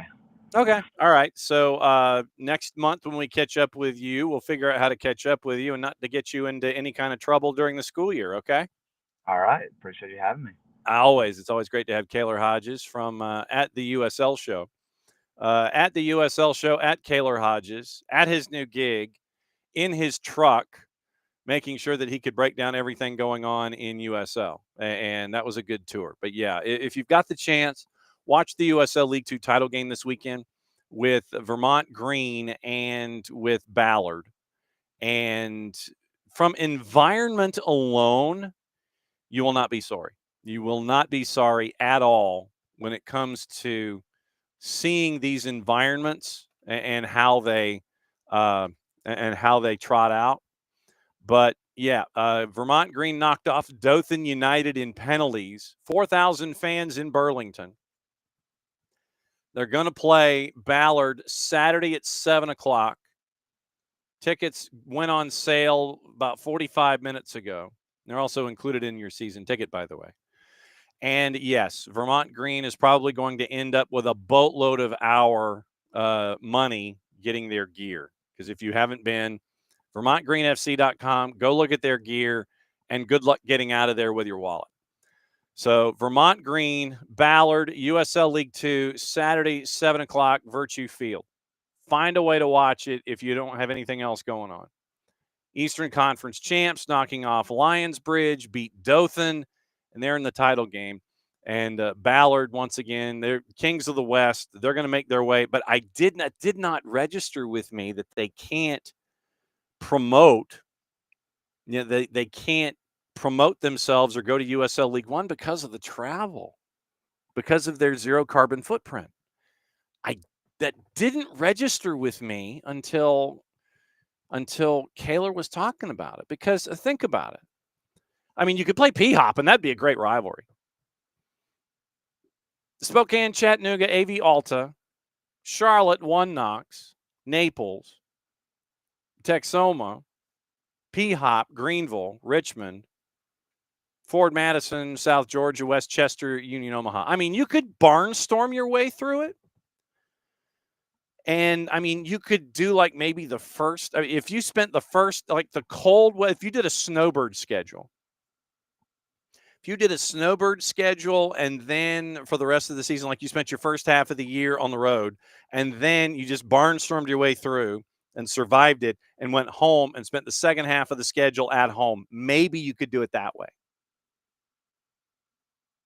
That'd be the only way that I could. I mean, that'd be kind of unique.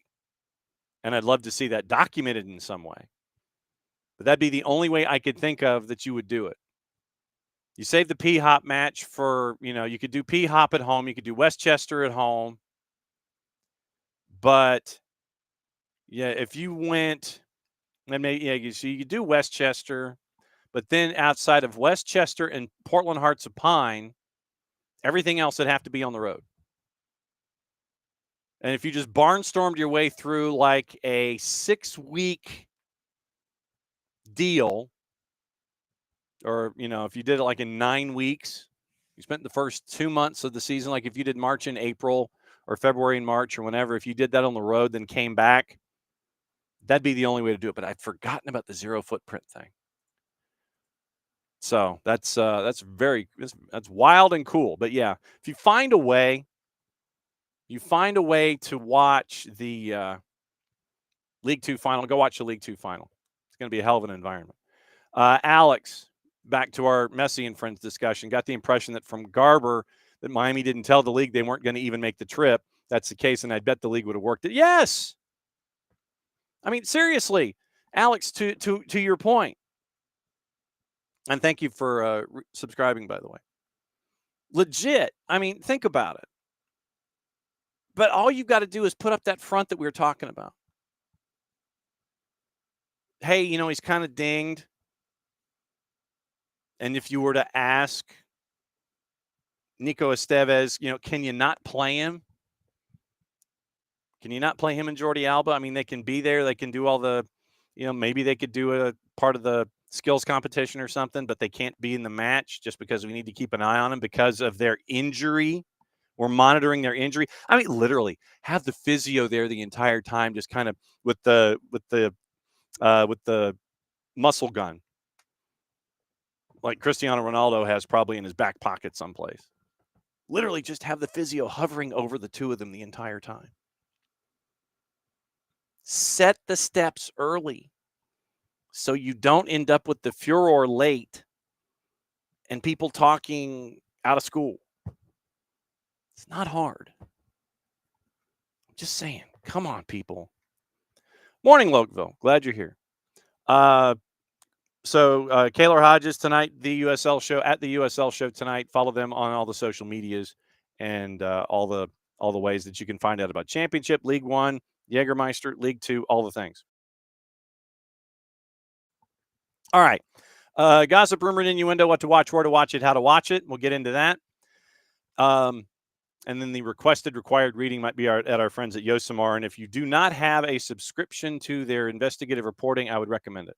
It's really good deep dive stuff. They do a fantastic job. Today, Leagues Cup tonight, Pachuca and San Diego at 11 o'clock. I'm guessing that is on 2 to NA. Canadian Premier League at 8 on FS2, Valor and Cavalry. And then everything else, once again, tonight is on Apple TV, MLS Season Pass. You've got a friendly at 7:30 tonight. Eintracht Frankfurt and Lou City. That is on the Plus. Copa America Femenina semifinal at 8 on FS1, Brazil and Uruguay. So it's a somewhat of a limited thing, but keep an eye out on everything Leagues Cup, and Leagues Cup. Now, all the gossip, rumor, and innuendo, what to watch, where to watch it, and how to watch it. Since we've done that last part, let's do the first part. Checking in with our friend Ben Jacobs, who's been very, very busy. Oh, by the way, this was the other thing that was bugging the hell out of me. Laurel Faylor can confirm that Cincinnati is going to be trading Thomas Mueller's discovery rights to Vancouver for $400,000 in GAM. Not done yet. Path is paid for Mueller to sign with the Whitecaps. And so GAM, the dibs deal for Thomas Mueller is going to be $400,000. That's the other thing that bugs me is all this dibs deals. It's like, well, Cristiano Ronaldo, dibs, I've got his discovery rights. What's it worth? Sit there, you bounce around. Jude Bellingham, Kylian Mbappe, Thomas Mueller. When do you set your dibs lists anyway? Is that something that you get to do at the beginning of the year? Look at some 30-somethings and sit there and go, dibs. Ugh. Discovery rights. That's the other thing that bugs me. But, it's Laurel Faylor confirming Tommy Scoops, FC Cincinnati trading Thomas Mueller's discovery rights to Vancouver, $400,000 in AM. And so that looks like they are that much closer to Thomas Mueller joining Vancouver this season. Once again, much like Rodrigo de Paul, it would be a TAM deal this year. He's a TAM player this year, and then he turns into a DP next year. So keep an eye on that. Cincy getting up to around 400,000, according to Tommy Scoops for Rights. Final steps and formalities. So Ben Jacobs, Tom Bogert, Laurel Pfahler, all confirming from a bunch of different directions. It looks like Thomas Mueller signing and agreeing in principle, finalizing the Mueller signing and agreeing in principle for the rights. So it looks like Thomas Mueller is heading to Vancouver to be a part of the Whitecaps. Ben Jacobs on a couple of different things this morning, mentioning the Thomas Mueller deal. You've got the parade for the Lionesses going on. It's huge. It's awesome. Manchester United narrowing their striker search down to Ollie Watkins and Benjamin Sesko. Joao Felix has done the scarf hold up and the jersey wearing. He is now at Al Nassr. Reminder once again, Ben Jacobs, Alex Crook, Tom Bogert, and Sky Sports News all confirming or all leaning into the notion that Steven Alzate will be heading to Mark McAdam, Chris Siddall, Sky Sports News. That Steven Alzate joining Atlanta United from Hull City, 1.5 million fee plus 370,000 in add-ons. So it comes out to like what do we say? 2 point what? Like just under an even figure. So yeah, just under an even figure in the currency converter. 1.8 translates into 2.492. So it's even gone up a little bit since the show started. So roughly $2.5 million. $2.5 million total for Steven Alzate from Hull City to Atlanta United.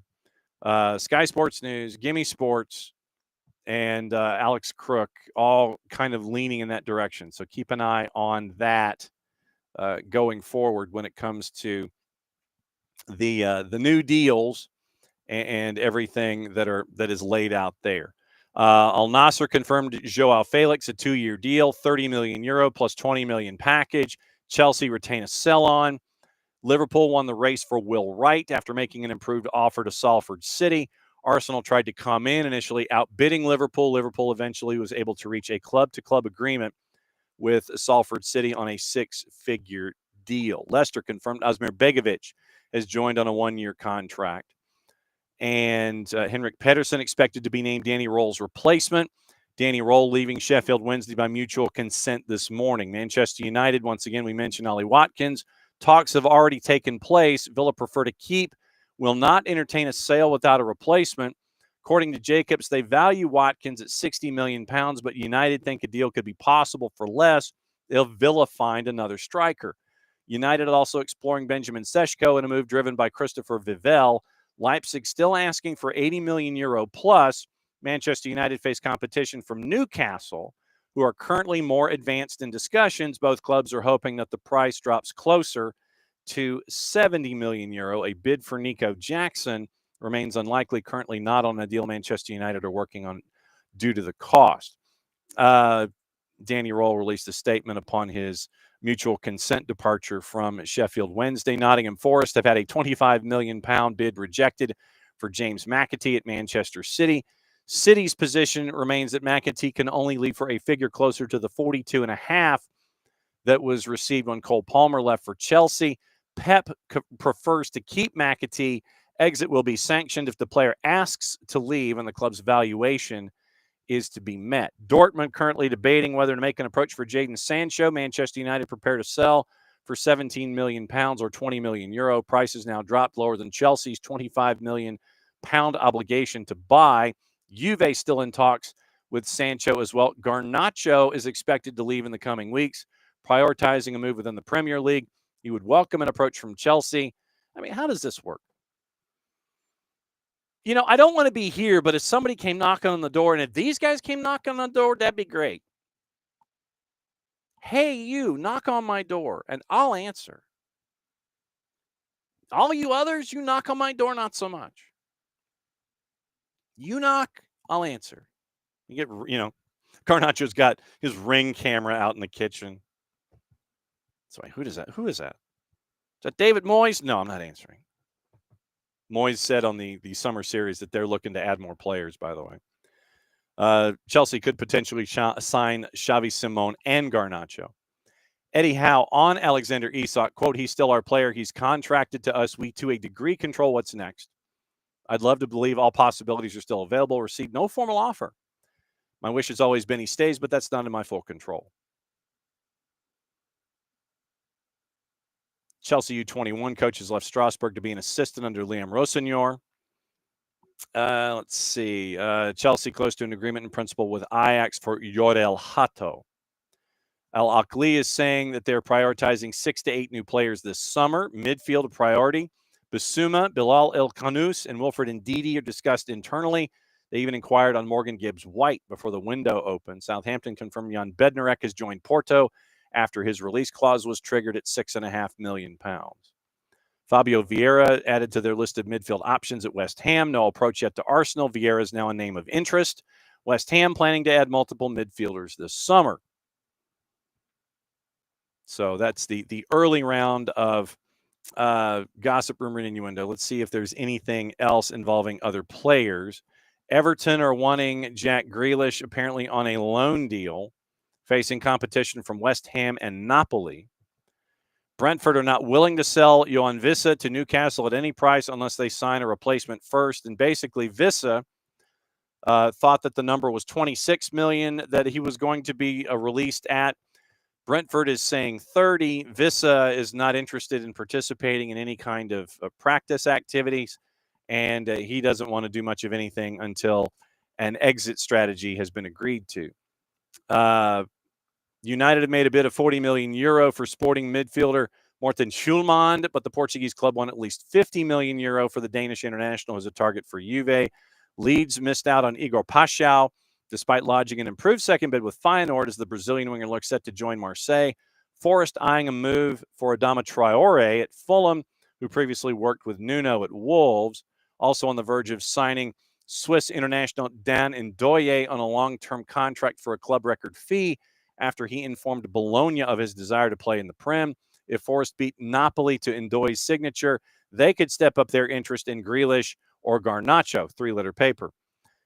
Everton interested in Lyon's Ainsley Maitland-Niles, who they targeted back in 2021 when he was at Arsenal. Chelsea have no intention of selling Marc Cucurella, amid speculation with clubs in Saudi Arabia. Villa midfielder Morgan Rogers, top target for Chelsea. Blues ready to offer Tosin Adarabioyo and Nico Jackson, as well as a fee to secure a deal. Bayern Munich are the only club to express an interest in Xavi Simon, but he prefers a move to the Prem.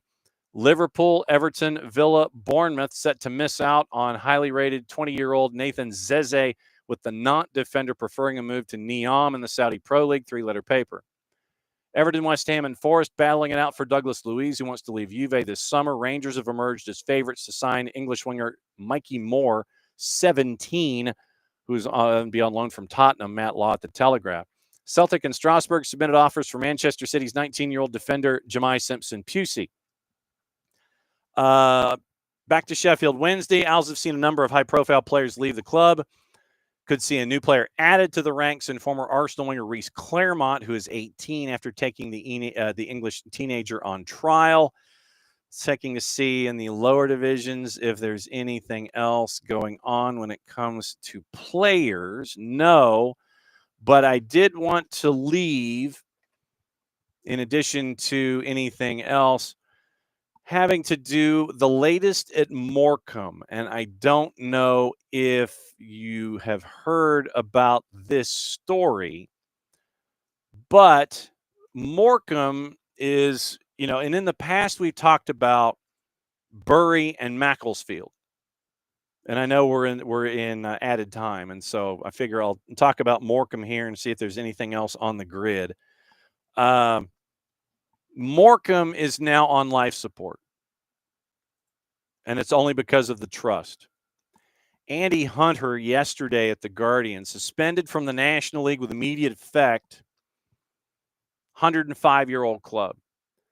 Jason Whittingham, Morecambe's owner, had been given until noon, I'm imagining local time, yesterday. So it would have been 7 o'clock yesterday morning to outline how the club would meet their financial obligations for the 25-26 season after talks with the National League last week.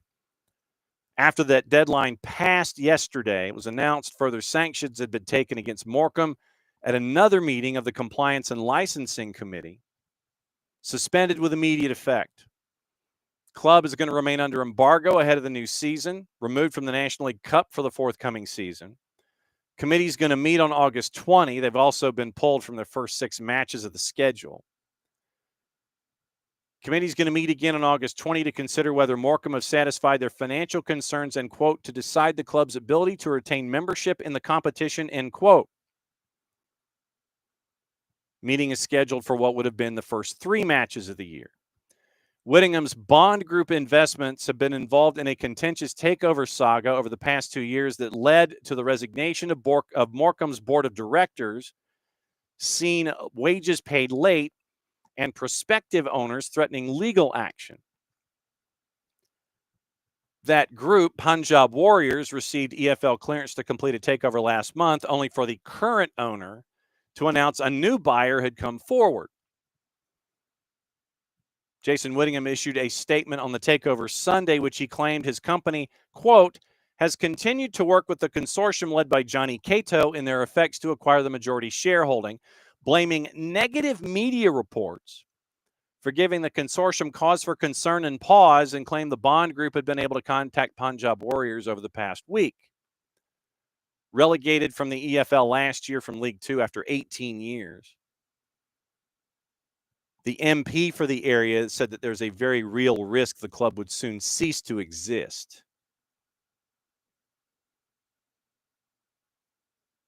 So that is the latest there at Morecambe. Negative media reports. Sure. So we'll keep an eye on the Shrimpers and find out what the latest may be as things go, but it is not looking good for a 105-year-old club where you have an embattled owner and they were relegated out of the EFL for the first time in almost 2 decades because of their performance last season. So once again, we'll keep an eye on that. Liverpool made an informal approach for Isak before signing Hugo Ekitike, remain huge admirers of him. Leipzig are expected to use Ekitike's transfer fee as a benchmark in negotiations for Benjamin Sesko. And we mentioned Newcastle also in talks with Southampton over a loan with an option to buy for Aaron Ramsdale. Trying to see if there's anything else that has come through in the transfer discussions of things. Looks like Alzate might be the last thing that has come across this morning overseas. And Leagues Cup, I'm trying to say Mueller, we talked about. Messi, we talked about. MLS, we talked about. Leagues Cup, we promoted with the juice boxes. We'll get into more of that tomorrow. Once again, Tyler Pilgrim joining us at 9:15, Dylan Butler at 10.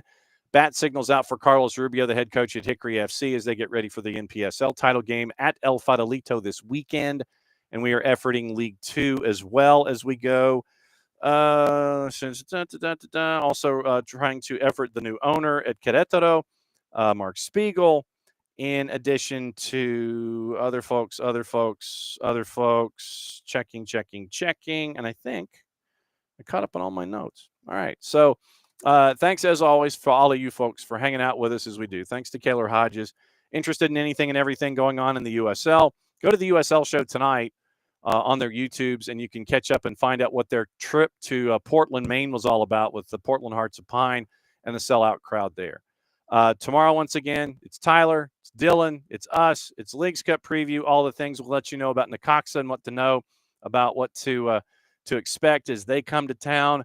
It's going to be a fun night for Leagues Cup with beginning of Phase 1 starting coming up tomorrow at Mercedes-Benz Stadium. So as always, looking forward to it. Thanks to all of you folks for dropping by as you always do on a Tuesday. That's it for Tuesday Thoughts. Back at it in a little less than 22. And since it is the end of the show, it means we get to do this. Back at it again, 9:05 tomorrow morning. Much plati, I'll play it safe. We'll see you then.